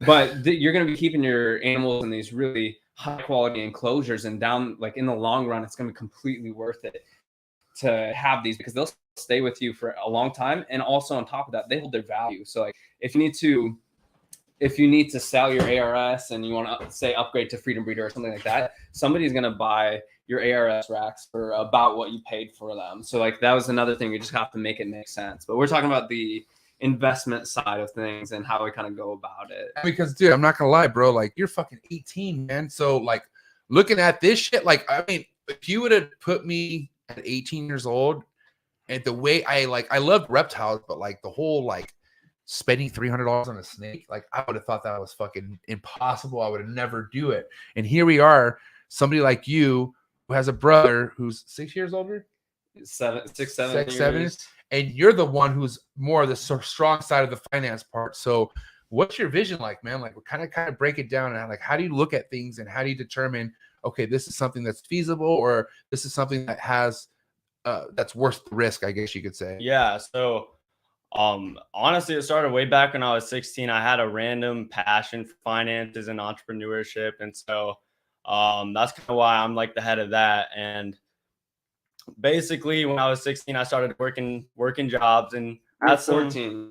When I was 14 technically, but making some decent money when I was 16, just racking up money in the bank and it just losing value to inflation when I save it. So Jace showed me a snake that he hatched and he's like, yo, this is worth $1,000. And I'm like, $1,000? Say less. Yeah, I need to get into that. And so that's what got me into the investing side. And what I do to determine whether we get into like a project or buy professional equipment, I'll just go to my market research. So I'll go on Morph Market. I'll scope out the project. So I think it's untapped. Does it have potential? So that's kind of what I go by. And also look at he spends a lot of time looking at what has sold and other people's experience with it. So this guy does his research big time. He literally every single night at like 2-3 in the morning, he's texting me, oh, look at this. This has potential. Look at how much this sold for. This is a really cool project. I see us working with this. So like every single day he's looking for something that can further us in the investment side of things. But all right, I kind of say like the investment comes from this motivation to have experiences in life you enjoy. And so for me, I love the snakes. Josh loves the snakes. And also we want to be financially have some level of financial freedom. So when we were growing up, our parents did a wonderful job. They had 5 kids in the house they were trying to feed. And like, sometimes that's not easy to do, man. So, yeah, for sure. And like my parents hit that really well, but we just kind of got this fire under our butts. Like, let's do even a little bit better so that way we can give back to our parents. And so like, we want to be able to provide for our parents and for ourselves and families at some point in time. So it's like, let's see what we can do financially to get us ahead. And then do you want to talk a little bit about how you started looking to like investing into real estate and stocks? Yeah. So before I got completely into ball pythons, I was just researching like stocks and crypto. And so people were making like, they're risking a lot of money and making a small return. So you got some crypto? You got some crypto money? Oh yeah. Oh, that's so hard. Socrates, my boys. But one thing I gotta admit, I haven't made the crypto return, or I haven't made the returns in crypto that I made in ball python investing. I'm talking. Not yet, though. I mean, that's why you leave that shit alone. You know what I mean? Yeah. So basically the idea is like he did do some stuff in the crypto and then regular stocks investing. He was learning about this stuff when he was like 16, 17. And he's like, Jace, you should get into this so I can see how it works. And so he had on my account, like, all right, do this, do that. And it was good. And we were seeing we were watching some day traders and stuff like that. It was sweet. But then he was like, for just like regular investing, the return is so much higher when he did it into ball pythons. Some of the opportunities we had with our adult females to buy from some local guys, the return was just going to be way better on his money within a year span. Mm-hmm. And so he's like, I'm going to focus more on the ball pythons for now. And eventually we're going to branch back out, invest more. Diversify. Diversify. The OG in the building. Want to give a shout real quick to JD real quick. Iowa boys. You gotta TSK for life. You gotta love the respect. Support. Yeah. You gotta love the support. All right, so I got a question for you, Josh. I mean, Jace, you can answer this, but it's a tricky one, man. Okay. Not really tricky, but I'm curious, you know, because like you guys are on your way to be breeding some sick shit, right? But on your way to like, you know, the stuff you obviously want to make stuff that no one's making, right? But in between that, you're gonna make some like heads, some stuff that's already out there, right? So let's just say that you make a certain morph that's out there, but it's not quite out there. But like, let's just say that morph it's the market average is about $2,000. Okay. Let's say you start making a lot of these snakes. Like, let's say you have a lot of them. Like, let's say you have like, fuck, I have like 20 of these snakes. What do you do with that market price? Like, in your eyes, would you adjust it and make it a little bit lower, make it more feasible for people to buy, or would you keep it and stay strong at that 2,000 mark and just post it and just leave it? And if it sells, it sells no matter what. Like, what would you do in that Yeah, sense? I would have to say it just depends on the quality, because even the quality, Quality. What's that? Bomb quality. Oh yeah, bomb quality for sure. If you take that picture and you compare it to the other ads and it looks way better, I'm keeping the price firm. I would say it just depends though, because like the money that we get from ball pythons goes back into caring for the snakes. So if it's like in the early season and we need to pay ourselves back for rodent food and rodents and everything husbandry, maybe in the beginning I'll sell them for a little bit cheaper. But I'll clarify on that. It's not going to be a lot cheaper. It's going to be, if people want to negotiate, we're willing to work with them more. We're not going to cut prices ever, because I just don't think that that's long-term good for the market. It's just not. And like, we have a Wookiee that we've been sitting on for how many months now? 5 months. 5 months. And does that bother you at all? No, because we've made it well enough to care for our snakes, and you know the value of that snake. We know the value of the snake, and that's what matters. That's what, dude. That's the longevity mindset. Oh my god, bro. That's what motherfucker. Like, what do you think Justin was sitting on fucking 15 years ago? He was like, all right, fuck it. You know, you don't want to buy it. I guarantee you're gonna want to buy it at some point. Yeah, and absolutely. Now, you know what I mean? That's the smart thing. Will, the one that he had was sitting on there for several months. It had some size to it already, and we were eyeing it for several months. Well, that was us. Think about how many other people are out there that are just getting into this that might not have $3,000 right now, might not have $2,000 right now. Right. They're going to save up if they really want that snake. So who knows? There could be somebody sitting there watching it and just praying that it doesn't sell because they want it. Yeah. I mean, and that's why, like, when you come into this game with the whole money mindset of things, when you're in a position like that and it's not selling, guess what you're doing? You're mind fucking yourself. You're probably so upset. You're double thinking things, and you know, it just, that kind of happens. And that's why a lot of people are like kind of, when people come in here so money hungry in the beginning. And when I say that, like, they're like fucking buying, like spending $100,000 on snakes, expect such a fucking instant return. And like, it's not an instant return. It's going to be a humongous long investment return. Like, you know what I mean? And as long as you understand that and just realize nature's nature, there's nothing even telling you that this snake's going to breed for you. Like, motherfucking snakes got broken dicks. Yeah. Fucking, you know, like females can't breed sometimes. Like, shit happens. Like, look what happened to the fucking desert gene. You know what I mean? Like, that shit could still happen to this day. Like, I mean, I don't know. Like, that's why it needs to be more passion over anything else. But like, the vision you guys have, I feel, was all driven off passion. You know what I mean? And it wouldn't have happened if you weren't doing all the fucking homework, all the, you know what I mean? Because I don't think he would be where he's at if you weren't really doing all the fucking digging that you've been doing. And that's just like part of your nature, you know what I mean? Which comes in crucial. But these are kind of good habits that anyone needs to have when wanting to start a business in anything, you know? Because bro, you gotta admit, how many fucking names popping up on Instagram nowadays? I mean, I feel like it's kind of slowed down, but shit, the last few years, everything exotics.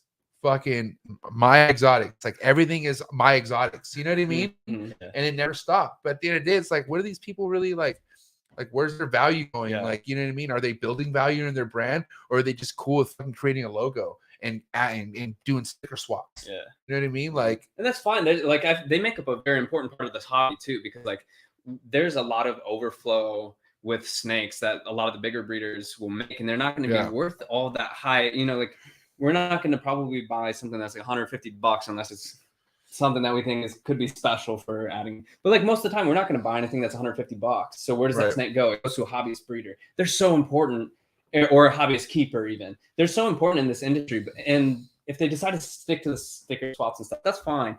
But I also think there's a lot of room for people who are like us, that are like, we're newer to the business side of it. And when you get more people that they have that long-term vision, it's going to be so healthy for our market down the road. When you have our prices, you brought up like some people are like, oh yeah, I never breed for anything more than a couple $1,000 snake, maybe more than $1,000. Well, the reason why these huge like these snakes that are worth big bucks are so important, because think about how much of that money will go back, like to USARK, for example, and help Shout out to USARK. or like all of the money that will go to projects that fund research on that save other animals. Like the money that ball pythons are generating is helping the entire industry, but also reptiles around the world from a conservation standpoint, from spreading knowledge and just getting people aware. So like a lot of people dog on, there's like some elitist stuff that goes on with some of the other species. We work with some colubrids and stuff. They're like, oh, tell me more. Cool. And it's like, yeah, I get it. It can get overwhelming and maybe annoying if you're hearing all about ball pythons, but like, also please appreciate the value that it brings to you. It might not be direct, but it is supporting you. Ball python community is the gigantic weight belt. Like, you know, those fucking heavy weight lifters that lift fucking every single 45 plate on the fucking bar. Well, guess what? The fucking ball python community is that belt that keeps the back breaking of the hobby. Like, it's supporting so much. You guys have no idea. And as much as I try to say, like, oh, ball python, motherfucker, ball python carries everything you see in this room right now. So God bless the ball pythons. God bless everyone who breeds ball pythons. And even God bless the fucking stuck up other species breeders who are now getting into ball pythons, because that's happening, bro. I can tell you right now how many motherfuckers gave me shit. Why are you bringing on another ball python breeder? Why are you doing this? And now they're asking me, hey, man, so if you were to start into ball pythons, like, what would you do? And I'm like, tell me more. Are you looking to get rid of any females? Nope. Sorry, I'm not. Yep. I could direct you to who has females, and they're going to be very expensive. No, but okay, like, let me ask you this. With you guys fairly being new into this game, but you see the wave growing, what's your expectations for the future as far as your productions? Like, do you guys ever feel like you guys will overproduce or get into a position where you're like, fuck, like, what do we do with all these males or hets or something that we don't need? But has that crossed your mind at all yet? Do you want to talk about that? Or? Yeah, I would say, gosh, repeat that. Yeah, I can start. Yeah, so we have. Well, here's the thing. Yeah, repeat that. That was fun. Yeah, so we have thought about that, and that's overproduction. So that's a challenge that I think we'll have to, some things you can't really prepare for until you're there completely. So at some point in time, we will be sitting on some snakes, I'm sure. I've seen that I've been keeping reptiles for a long time. So I saw it when banana ball python was a thing, and the entire market absolutely crashed, and people were selling normals for $5. And so, like, that could happen. There could be maybe a little bit of a dip or something like that. But I know that the people who were strong through that, and sometimes you have to just produce a little bit more rodents to keep them on your shelves. But like the people who were strong into that, they're the ones who lasted. So for us, it will be probably, if we overproduce, we'll be keeping some stuff on the shelves. And also, like, there are opportunities to get newer people into it. So if there's local people that we can get into it by giving them a deal on some more, so we're going to work with them and know that down the road when they're producing, they're going to help the industry as well. How many clutches are you guys at right now? How many have you done so far this year? We did 20 this year. Damn, respect. Yeah, and we're probably going to try to, we're shooting for about 40 pairings next year. So you're on the double tip. You're trying to double up, basically. Mm-hmm. What about are you trying to go to 60? Like, or trying to, so eventually, I think 100 clutches is where we. That's your cap. I mean, that's where you want to be comfortable at. Yeah, I think we'll probably just start compounding from here with our holdbacks until we get up to around 100, and then select from there. Yeah. Because let me ask you this. I mean, your guys' whole mind frame right now when producing a visual het. Or visual het? Did I say that? No, a visual female or a het female. Are you looking to hoard those? Like, are you posting some females for sale right now? Yeah, we're hoarding a lot of stuff because we don't have. We're in the building phase, so we're going to be hoarding for a little while. There's some stuff that we're releasing, and it's not like groundbreaking stuff.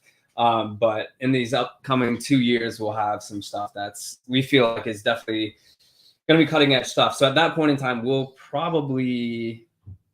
make decisions. We'll have to make some decisions because part of it is a business and we need to have some return, but also we do understand it's a long-term thing. So a lot of the females we are hoarding, Males, we're not. Yeah, I mean, well, which makes sense. We got killed on the odds. We're male heavy, yeah. like everyone always is, right? Right, for the most part. Yeah. So yeah, I guess that was a long answer, but we're hoarding our females for the most part. That was a sick answer, Josh. Where'd you go? Just kidding. I could have sworn he was going to answer that one. Yeah, that was funny. I'm going to go back and watch that one. That was fucking awesome. Okay, because look, check it out. So, man, like, because Will talked about this. Multiple people talked about this. Like, you don't need to breed a shit ton of clutches to fucking live a comfortable life, even if you got kids to support. You don't need to go fucking ape shit crazy. You know what I mean? So in my sensors, I mean, I don't. My wife helps me out. Like, she's the best fucking partner I have. Like, what I mean by that, like, if I have to leave, I don't trust anyone better than I trust my wife. She fucking knows everything. But for the most part, it's just me, like, she has a job, she makes bank, does her thing. I make my own shit on this, but I also don't want to overwhelm myself. And for me, my goal is to get like 50 clutches. You know what I mean? God forbid if I fucking get lucky and I get a partner, I could definitely see myself grow into that. But let me ask you this. If you were solo, Josh or Jace, would you still want to shoot for 100 if it was just one person doing it? No, definitely not. I don't think I could do any of this without Jace, to be quite honest. I would probably stick to around like 10 to 15 clutches, honestly, if I were doing it by myself.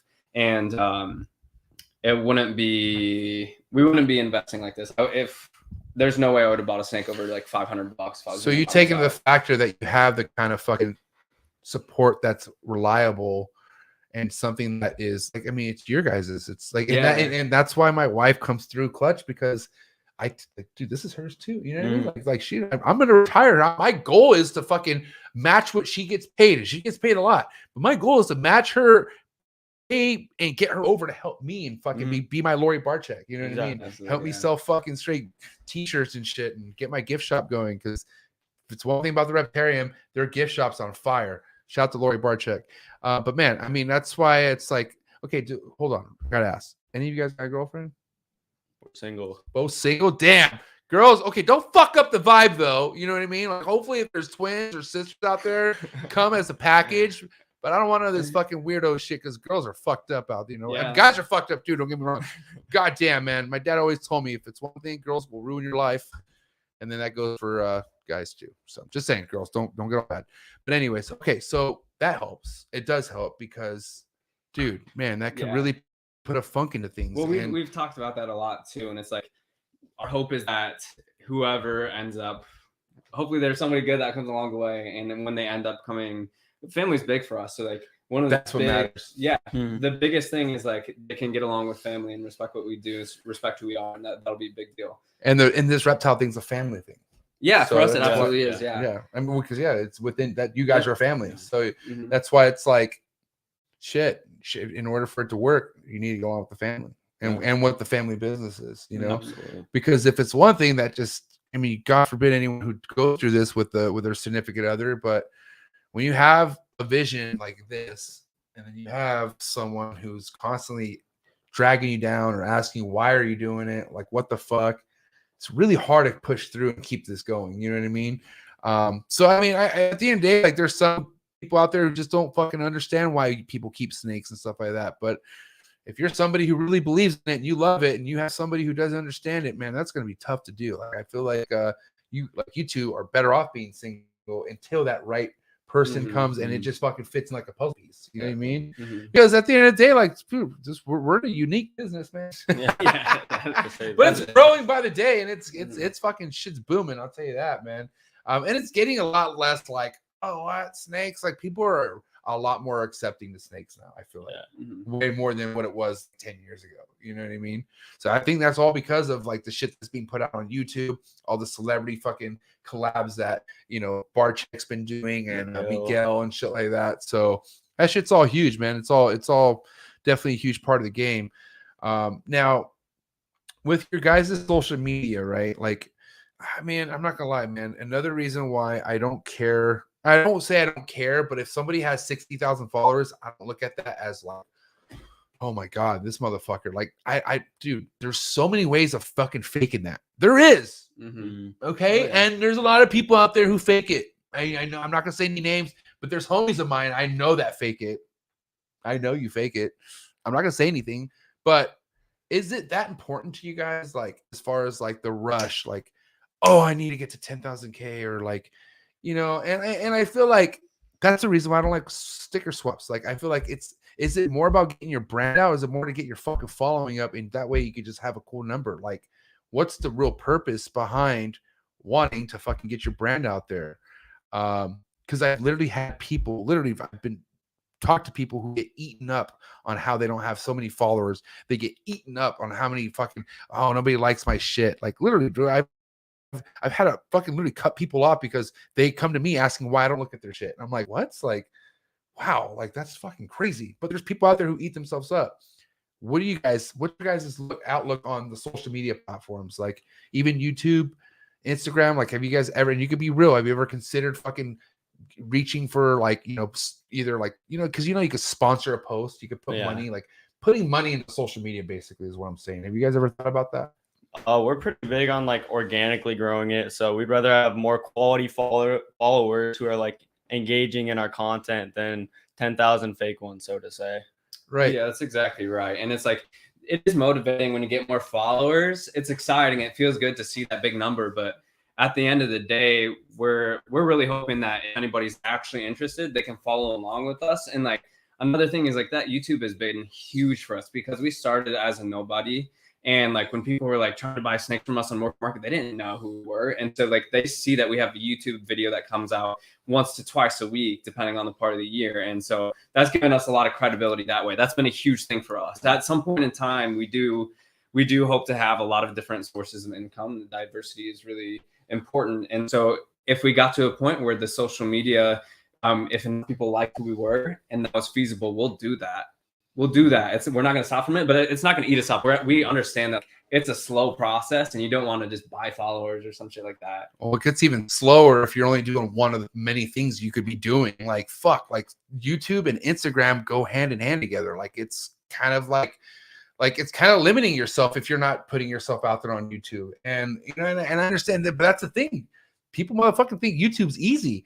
And it's not. It's like, you know, especially like, okay, because think about it. Oh, if you're doing it right, you're gonna fucking get a MacBook, or you're gonna get a good computer. You're gonna get fucking Final Cut Pro. You're looking like, just to get equipment, you're looking at $3 to $5 grand, depending how big you want to go.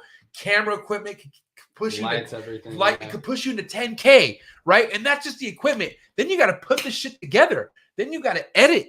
All this stuff comes together. Is a way. Obviously, if there wasn't a way, why would there be so many fucking YouTube channels killing it right now, like yourselves and everyone else? But the thing is, people don't want to fucking do the work. They don't want to fucking learn it. You know what I mean? And this is why fucking ball python breeders, I give you guys so much shit, but ball python fucking breeders got it easy, bro. And they know they got it easy. They know they don't want to breed anything else because they're so comfortable. They're so happy in their little world of fucking just ball pythons, right? I like to be disappointed, I guess you could say. I want obstacles, right? But I also want things that not a lot of people have. That's why you're in a room full of fucking emerald trees and chondros and shit, because this is why I like animals. You know what I mean? Yes, I love the fact that I could make a living off of it, but that came after everything. I didn't know that. Like, I wasn't getting into snakes knowing that I could make money. I had no clue. Like, I fucking found out you can make money when I met Miguel. Yeah. And I was like, holy shit. Like, this motherfucker. But, you know, Miguel met me, you know, Aussie Boyds. Like, when I had Aussie Boyds, having a conversation with that guy, man, that motherfucker is, bro, he's so business mindset focused. It's ridiculous, man. And just having an hour conversation, I feel like could literally up your finance game. It's crazy how that guy, how chiseled this guy is when it comes to business and shit. I feel like you should talk to him for sure. Big shout out to Ozzy too. And I watch a lot of his YouTube videos and he talks about that stuff on his channel. Yeah. And so he'll actually recommend books to people. And I think books are a huge part of why I'm so business minded, just reading those books like Rich Dad Poor Dad, for example. Right. And Ozzy pushes the 4-hour work week. Ozzy pushes that stuff out to the little guys to get that business mindset put into their brain, and so that they can make this a sustainable gig. Yeah, because like the more people that are in this business that have that long-term view and can invest in other stuff that also can come back into the industry, we're going to just have a stronger industry all around. There's no point in trying to cut people down or withholding information. There's so much potential. there's things that people haven't even seen before that are still in Africa that are going to come and like Mexico. Yeah, Mexico's blowing up. Shout out to Miguel. Miguel's yeah. taking the whole market down to Mexico. That's right now, huge. bro. That's huge. Yeah. But Yep. but then South Africa too. Mhm. Justin has mad plugs in South Africa, putting fucking Europe. mad work in Europe, Germany, man. It's globally getting big, bro. Not to mention how much shit's wanted in China and shit too, bro. It's fucking it is crazy, bro. It's nuts. But like also from untapped potential, there's so many gene combinations that may never be hit because there's so many possibilities. We have so many base genes. So like it's competition when there's other people in the game, and also like there's so much room for more people to even be in the game. That's going to make it stronger overall. It really will. Oh, and the thing is, that's why like this is the fact that this is growing with so many more people. It's not a bad thing. Like the more people, the stronger we become as a unit. You know what I mean? And a lot of the dividing, like you can understand, bro, this hobby was so fucking politically divided and just weird. And like, you know, the way Barchek was hated for whatever stupid reason, all that's gone now. Like a lot, I mean, it's still out there, but a lot of it is now like to where fucking people are literally all writing for each other because we all want to keep our snakes. You know I think it kind of came out of some adversity too, because like when the market crashed,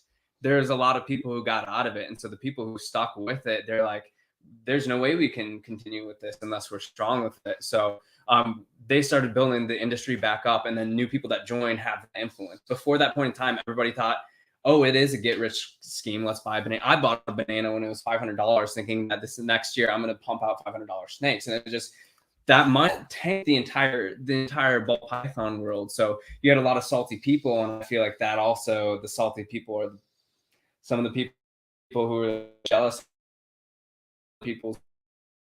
Yeah, Barchek, he's most people in the reptiles right now. And you gotta understand, like, okay, like there's people I was meeting, and then I would meet and then somebody else would be like, oh yeah, not that person, or like, you know, just fucking like talk shit, right? And you understand, man, people talk shit about Miguel, people talk shit about Forrest, like all these people I was looking up to, I would have somebody in my ear trying to talk some shit negative. And I'm somebody where like, dude, I let that shit prove itself, you know, like fuck what you say. If I see it and I feel it, then it is what it is, right? But Miguel, never fucking crossed, like no red flags with him. But the biggest non-red flags was with Barchek. And Barchek, I remember trying to support before I even met him, before Miguel even introduced me to him. I remember trying to be a Barchek supporter, but I saw all this hate about him on Facebook, and like all these people with these fucking accusations that were terrible, like really bad. And I was like, what's like really like this guy's like that? And it really fucked with my like judgment on him, you know, until I fucking met him. And I met this guy a handful of times, fucking broke bread at his table. Like I'm like family with the guy now, and he's never remotely come across that whatsoever, man. But people would try so hard, and I'm talking about groups of people are trying so hard to paint an image of this guy that's not even real, just because of the movement and the success that he had, what he's doing at that time and what he's doing now. No stopping Barchek, bro. The guy's a motherfucking machine. Only person who can stop Barchek is Barchek. I can tell you that right now. So shout out to Brian. I love you, bro. Keep pushing, keep doing what you're doing, because I can tell you right now, he is the fucking hero of the hobby. Nobody is doing what Brian Barchek is doing. Nobody. Period. And that's all I want to say about that. Yeah. Are you guys doing the Reptarium? Not yet. Oh, damn. You guys got to go. Mark, let's go after Tinley. Yeah, we'll do it. We'll do it. Yeah. So I'm trying. Whoever wants to roll to the Reptarium with me and the homies from Iowa after Tinley in March, roll. Big ass party going down the Reptarium. Brian, I'm bringing a lot of people. Be ready. We're gonna have a good ass time. We're gonna have a good ass time. Yeah. Absolutely. Absolutely. Okay. I think we kind of dabbled on this a little bit, but you know, the fact that you guys are in Iowa, restricted, you know, keeping laws, like you can't have ticks and shit like that, right? But you know, other than ball pythons, bro, there's a market for so many other things, right? So I know there has to be at least across in your mind another species you guys would possibly want to add down the road, and something that you could keep right now. Yeah. So we do keep a couple of other species. Oh, tell me about it. Yeah. So we have several Mexican black king snakes, and that was a project that my best friend got into. He actually bought the pair when he got into reptiles, so that holds a special place in my heart. That's my best friend for life. And so we kept those and bred them, and they're just cool. Jet black. Everybody knows what the Mexican black king snake is. We also have We got some Dumerals boas, so Sick. Yeah, I love those, bro. They Those just are look fucking sweet, awesome. and I think there's room. They're never going to be ball pythons, but I think there's definitely a lot of room for line breeding, selective breeding. There's a couple of examples where you're getting some nice bright oranges. We have this really nice peach color that comes out in our line. Some that are more toned down or lighter in color. So there's a lot of potential. I fall in love with the potential thing. So that's one of the species I fall in love with the potential. Because you have the longevity mindset. You're looking down the road. You're not looking like, you know, how you're not looking at the instant emotion at that point in time. You're literally looking deep into things. You know what I mean? And that's why, like, man, it's so easy getting into the ball python game and just buying shit that you like just because the way it looks. But does it make sense? Like, do you know what you're buying? And I didn't know what I was buying. I talk about this all the time. I got into this and was just fucking, oh, cool, that looks sick. I'll put that to that. But at the end of the day, like, dude, this is chess, not checkers. Like, there's fucking strategic moves that are made, especially now in this, bro. Like, you could put yourself in a fucking hamster wheel and just be fucking, you know what I mean? If you're really not knowing what to do with your investments, bro, like you're not doing your homework like Josh is doing, you could be fucking just running a dead end and not even know it. Oh, big time. It gets expensive, especially like I wanted to make bumblebees when I first got into this because that was the cool thing back when I got into it. So I was like, someday I'm getting a spider in pastel. And those were cool and relevant for a little bit. And then too many people produce them. Like, if you're trying to hit bumblebees right now and you want it to be a business, it's going to cost more to feed those snakes in that clutch of snakes than to keep going with it. So you have to look at something that's going to bring more revenue back into the collection. I'm pretty sure the guy who's encouraging people not to get into like the 5K and up game sells bumblebees. They're cool. They are really neat pets, I will say. Yeah, for and sure. There's a market for pets. There is, and they're a very important part of this industry, the pet market. But also, like, and you can't. I mean, like, we've sold stuff these past couple years that when you put a 5-gene codom to 1-gene codom shooting for that 6, you're still going to hit 1 and 2 gene codom. So, like, we sold those snakes and they sell, and every little bit helps. You can do it. You can absolutely do it. But you also have to think, like, long term, how is this impacting us, our operation, where we want to go, and then the industry as a whole. So like you said, it's big picture thinking. That's so important. Now, what about the vending side of your guys' business? Have you guys ever thought about vending at some point, doing what Troy does, respect to Troy and Lisa? Because it's different. I mean, dude, that's stressful, man. Vending. Have you ever done it? No. And, you know, I talk shit about never doing it, but I mean, dude, at some point, God forbid, if I get on my Rico Wilder shit and I start having chondros and all this, I would love to have a display and not even to like sell, like just to have like look what I've been doing, you know what I mean? And then have a podcast, do little Brian Cusco thing, you know, like, but I would be so fucking like, dude, I would have to prep months for this because, dude, there's so many things that come at risk. I talked to Troy about this. Like, he's had animals die on him. He's had so many things go wrong when vending. So how much thought have you guys put into vending, and how far are you from actually being at a vending, like being at a Tinley or something? Yeah, I mean, we definitely are thinking about vending at some point in time. However, our online sales are just too good to vend. Move stuff before we can even get to a show. I've vended before at the smaller Iowa shows. Because back in college, I'd produce just a small amount of like leopard geckos, crested geckos, a couple ball pythons here and there. So I've vended before, and it's a really good time. It's exhausting, and like I'm an introverted guy, so like I have like a social hangover that next day. I need to sleep, bro. But when I'm in it though, it's so energizing because you have all these people. Some of them know a bunch about snakes or reptiles in general. Some of them don't know anything, but everybody's just so excited, and like that just gets you hyped. When you have people that are hyped, that just gets you so hyped and it gets you energized for the next one, and that's like what keeps you going. So yeah, absolutely. At some point in time, we would love to vend. I love Troy's take on it because, you know, there was a point in time where people at the show I vended in Iowa, it's not going to be a huge money maker. And so people are like, oh, the show sucks. I'm never coming back. I just made enough to cover the table in a little bit. It's just a waste of my time. Well, like, okay, then don't come back.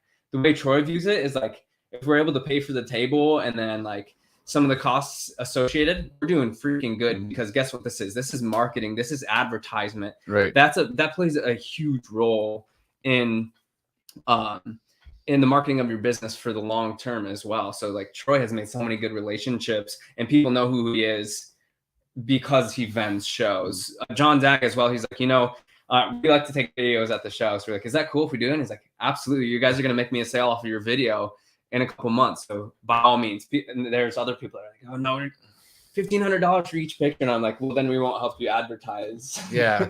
So Yeah. I like people like Troy and John Dagdo. They're like, absolutely. Justin Kabilka, too. He like reposts everybody's stuff on his story. That gets people hyped. And it also is awesome advertising for him. So we see the potential in that, and then just making a lot of connections as well. So you guys being young players in the game, super motivated. I see a bright future for you too. I have to ask, what was your like instant reaction knowing, like, when you found out JKR went to Canova, like when you know that brand change? What did you guys think? You get so attached to the name and the people. So like for me, I was like, oh, what happened? Why would they do that? But after talking to, I like Chase. I like talking to Chase at the show. Because, shout out to Chase. He's an awesome guy, dude. He really is. And so we were talking to him about it, and he's like, this was coming down the pike for a while. We knew about this. It was hard to keep our mouths shut about it because we knew about it. Like, they embodied Canova right away. And so it wasn't until that point where I was like, all right, yeah, you guys are Canova.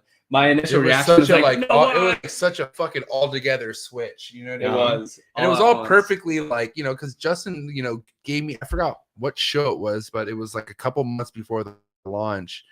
And I walked away like, what? Like, I was thinking, I was like, why would he do that? And then he texted me, don't tell nobody, MJ. So I'm like, fuck, I can't even like vent to nobody about this.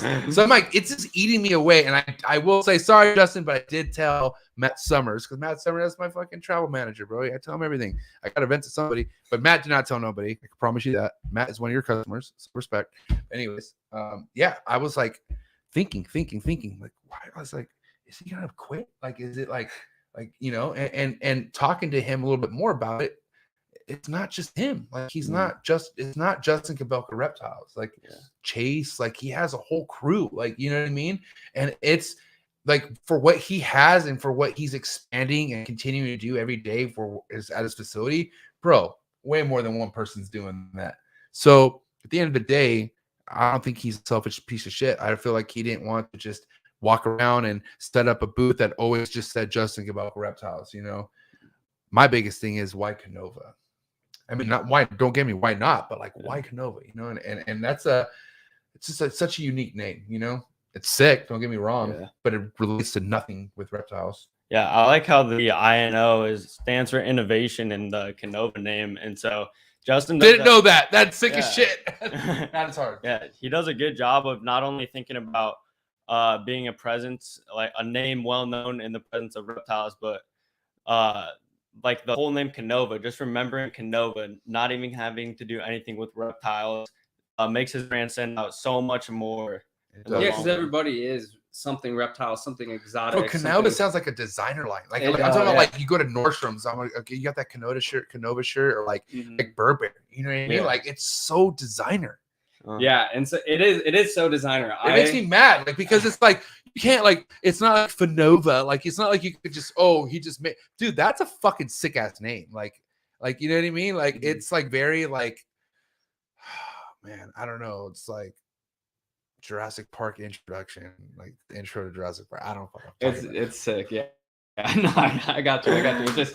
It's just very like, wow, like very like, I like it. You know what I mean? Yeah. Well, for me, I'm not gonna lie. It did take me until that conversation to like it. Because before I was like, what the hell?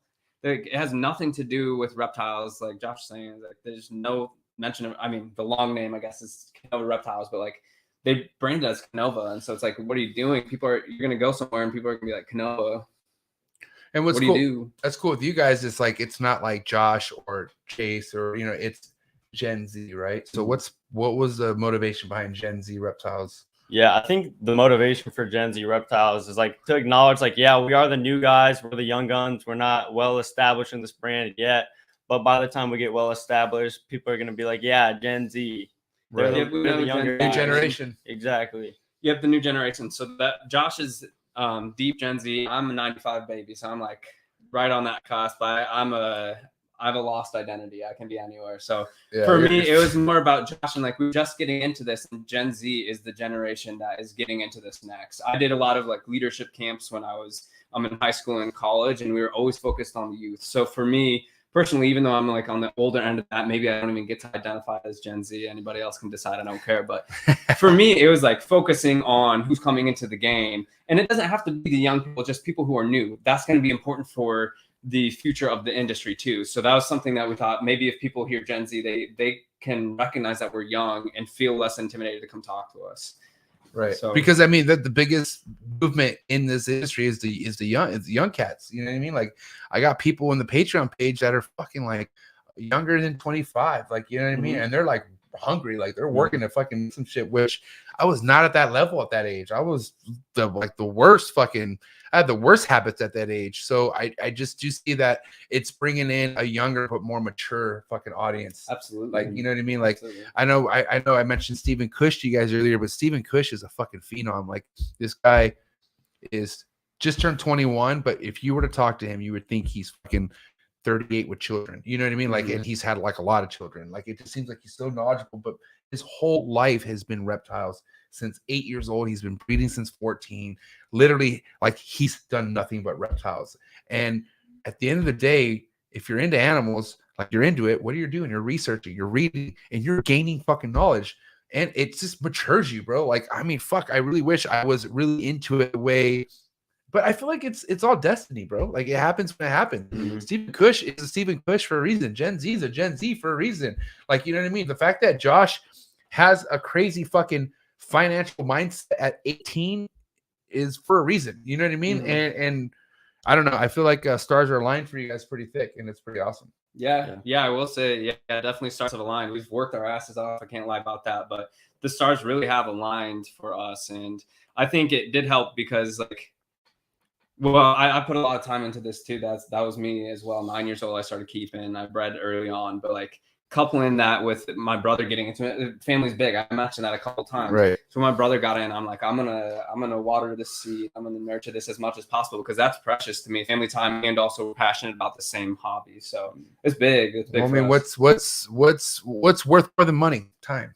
You know, because time you can't get back. You can make money back all you know, fucking fail on a clutch, you always got next year, right? But the time, the training, the shit that you are putting into your brother and what he's putting into you, you can never get that back. You know what I mean? And, you know, like I said, bro, like, God forbid, you guys are fucking two good looking dudes. You're going to get a chick at some point. And, you know, at the end of the day, you get a girl, you're going to fucking live your lives, but you'll still have Gen Z. But, you know, there might be a point in time where you won't have as much time together. That solo fucking, like, you know what I mean? So the fact that you have this right now, man, we're building it strong because we know that's going to, I mean, I've dated people in the past. So like, I know cool. the fuck it is. We're like, we have this nothing to worry about. Fucking, I mean, dude, trust me, just do your thing, bro. It's telling you about it, man. But I know how it is with time, though. You don't have your own time because you have somebody else to tend to and cater to. And like you said, sometimes like, why the fuck do you do this reptile stuff? It's taking all your time. Well, maybe that's not somebody I should be with. I need someone who's going to understand my passion. I hope they have the passion too. It doesn't have to be snakes, whatever it is, so they can spend their time enjoying what they do. But like, we know that time's going to come. So that's why we're working really hard right now to try to build systems. But the thing we always talk about is like, what can we do to make this a system where we don't even have to think about it so hard? It's just second nature at this point. That's what we're working on really hard right now. Like, how do we streamline cleaning? How do we streamline feeding? What do we do so that way we're making it financially sustainable and also like time and energy sustainable? Because I don't want to be doing it all day, every day after coming. You know, I'm going to work 8.5 hours by the time I take lunch, whatever, coming back and doing several hours of snakes. Like, I don't have time for anything else if that's all I'm doing. So what do we do to build these systems so that way we get to enjoy it? Yep, exactly right. But at the end of the day, man, once you get so deep into this is your life. I mean, absolutely. And so it's like, how can I spend more time talking with reptile people instead of just cleaning shit out of the cage? Like, legit right now, dead ass, how long can you leave your collection without having to fucking worry about anything? Right now, probably like a week. Yeah, 1 week. 1 week before you're like, fuck, I need to get home. Yeah. Because we have, that's like, we do our rodents, but we've set it up to where we can be gone one. That was a 1 week. I like you don't want to go. You don't want to go more than a week on the road. Never, ever. You're gonna smell that shit. Ooh. Yeah, and so like for me, I traveled a bunch in college, and that was something when the pandemic hit. I was stuck at home, so I want to eventually do that. I want to come back out to California and kick it with you at some point. Hell yeah, the super shows, and like I want to be able to do that for a weekend easy. So we set up the rodents so we can be gone for 1 week and have zero issues with it. Right. Same with the snakes. We want to be able to know that they're going to be all right. They're going to do good. So Now, I mean, what's your guys' biggest? I mean, everyone appreciates the journey, and you guys are in the journey right now, right? And you know, the reason why I say a lot, the journey is something to appreciate because you know, overcome a lot of obstacles. You have a lot of learning curves that you go through. What's one big learning curve that you guys have had to fucking accomplish in the reptile game that you guys really appreciate? gosh, I'll have to think on that for a second. You're welcome. That's that Larry King shit right there. Yeah, for real. I just want to say shout out to everyone tuning in. Thank you to all the fucking viewers right now. You guys are awesome. Hit that like button. Y'all rock. So I would say for me, one thing that I'm personally proud of is realizing that the information out there might be the best that we have at this time, but it's not always the only information. So for me, I've tweaked some stuff around with how I keep things and like what I do to just anything that has to do with husbandry. I try different stuff out. At one point in time, I was one of those internet keyboard warriors. I was like, you're doing it wrong because that's all I had known. But I was like, fuck those people, because it gets so judgmental. And it's like, somebody's going to try something else out. Awesome. I hope it works. And if it does, please share, because I know when Ron Tremper was starting with leopard geckos, he kept 100 females and one male in this giant 2x8 by something homemade crate. And like, nobody does that with leopard geckos anymore. In how many years, maybe 20, 30 years, how much has changed? There's still room to learn more and more and more. So for me, the thing that I'm really proud of is understanding that it's okay to try different stuff out, and it might be better even than what's out there right now. But like, yeah, to summarize, just do what works for you guys. Like, there's no like mathematical equation for it. Just try new things, and if it works for you, keep on doing it. Absolutely. Yeah. Respect. All right, so I have a wrap-up question before we get into the hot seat questions.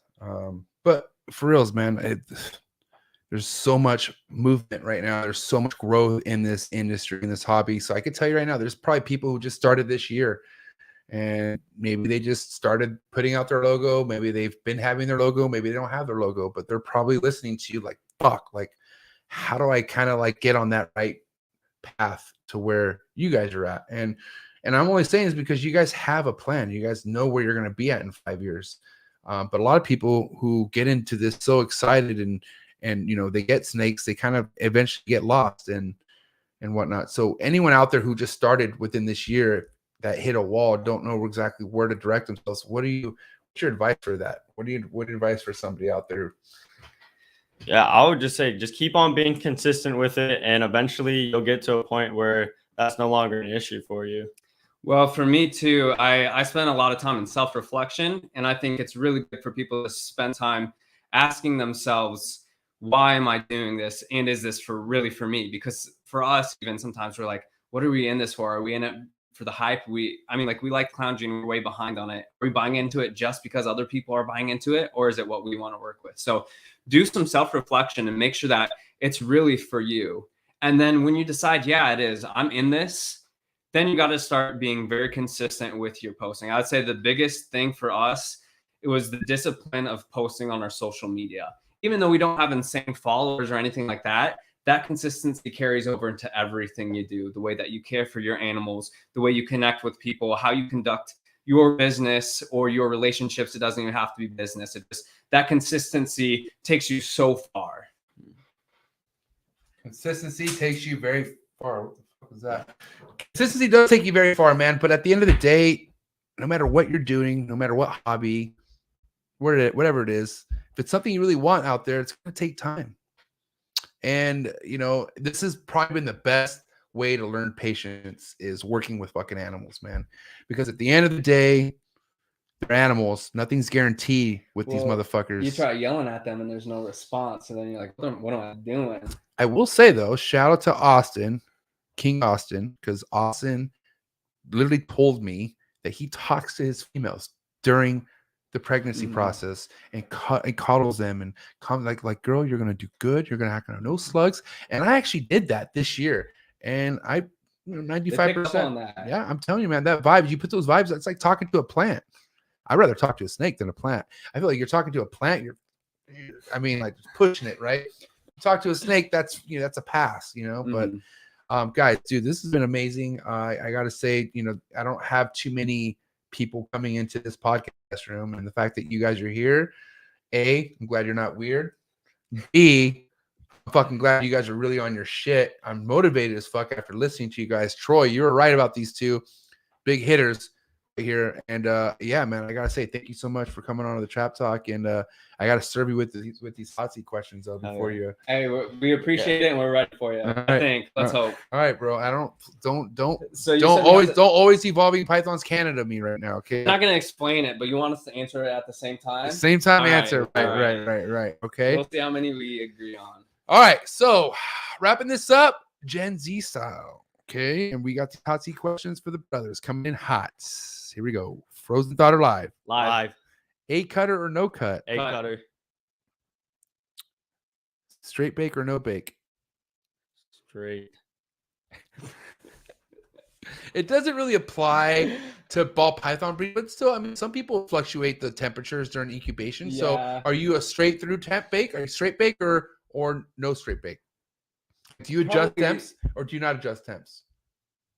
I can't. No. We'll just short answer. No. Straight bake. Straight bake. Yeah. But okay. I want to not. Okay. I want to toy around with it. Okay. Cool. Ball pythons or royal pythons? Ball pythons. Okay. Favorite ball python more? DG. GHI. Ooh, respect. Sports or no sports? Sports. Baseball or football? Football. Favorite football team? Patriots. Cool. Yay 420, no 420. I support. It's either yay or nay. Yay. Okay. Yeah. Yeah. Yay. Yay. Okay. Yay. Steak or fish? Steak. Wow. Whoa. Damn. Okay. Favorite fish? Oh no. I love It might be basic salmon. I love salmon. Oh, come on. Salmon? Come on. All right. What do you want? What's your favorite steak? Sirloin. Well done. Sirloin? You don't no porterhouse or no filet mignon? You want a sirloin? You want the most That's all we cheapest? can afford, bro. Bro, I gotta take We care gotta of this spend guy. our money on Yeah. snake I now. got this guy, bro. I gotta take care of him. Poor guy. Okay, Van Halen or Sammy Hagar, if you know them. I'm Van too Halen. young for this shit. Van Halen. You gotta pick one. I'm too young for that. You gotta Van pick- Halen. Van Halen. Okay, cool. All right. Young Thug or NBA Young Boy? NBA young boy. That's hard. Okay. How about this? Little Peep or Trippy Red? Lil Peep. Thank God. Fuck you, Stephen Kush. Don't ever fucking come at me, Little Peep, like that again. Little Peep's life. Thank you. West Coast rap or East Coast rap? Midwest. East Coast. What? Are you gonna say Tech 9? Not my boy Jordan Brigette. Who's Jordan Brigette? That's exactly. So you're yeah. putting your boy on right I'm now. putting my This boy is a on, plug yeah. right here. No, I love that man. He's got some good shit. Check him out. We're gonna show you Jordan Brigette. Jordan Brigette, is he like up and coming? Like, is he like out there popping right now? Like, is he like at I fucking seen Rolling Loud and shit? Or like, Yeah, you got to go to one of his concerts today. He's what's his rap style like? Is it more like Mac Miller, or is it more like Logic, or is it like more like Logic. Logic? Yeah, Okay, it's so he like spits Logic. bars. He spits deep bars. oh yeah, Damn. deep bars. man. Okay, all right, but let's for the mainstream Okay. side. Mainstream side, East Coast rap or West Coast rap? West Coast. And you East said Coast. okay. Favorite East Coast rap group? DMZ. DMZ. Okay. X gonna give it to you. DMX, bro. DMX. Jesus Oh, Christ. fuck. I was like, what the fuck? This guy came up with some fucking new shit, bro. Who is DMZ? Oh my God. He tried. Yeah, that chair's broken. DMX. Okay, DMX. What about you? West Coast. What's your favorite West Coast rapper? I'm gonna fail at this question. If you can't name a West Coast rapper, I don't know what to say, bro.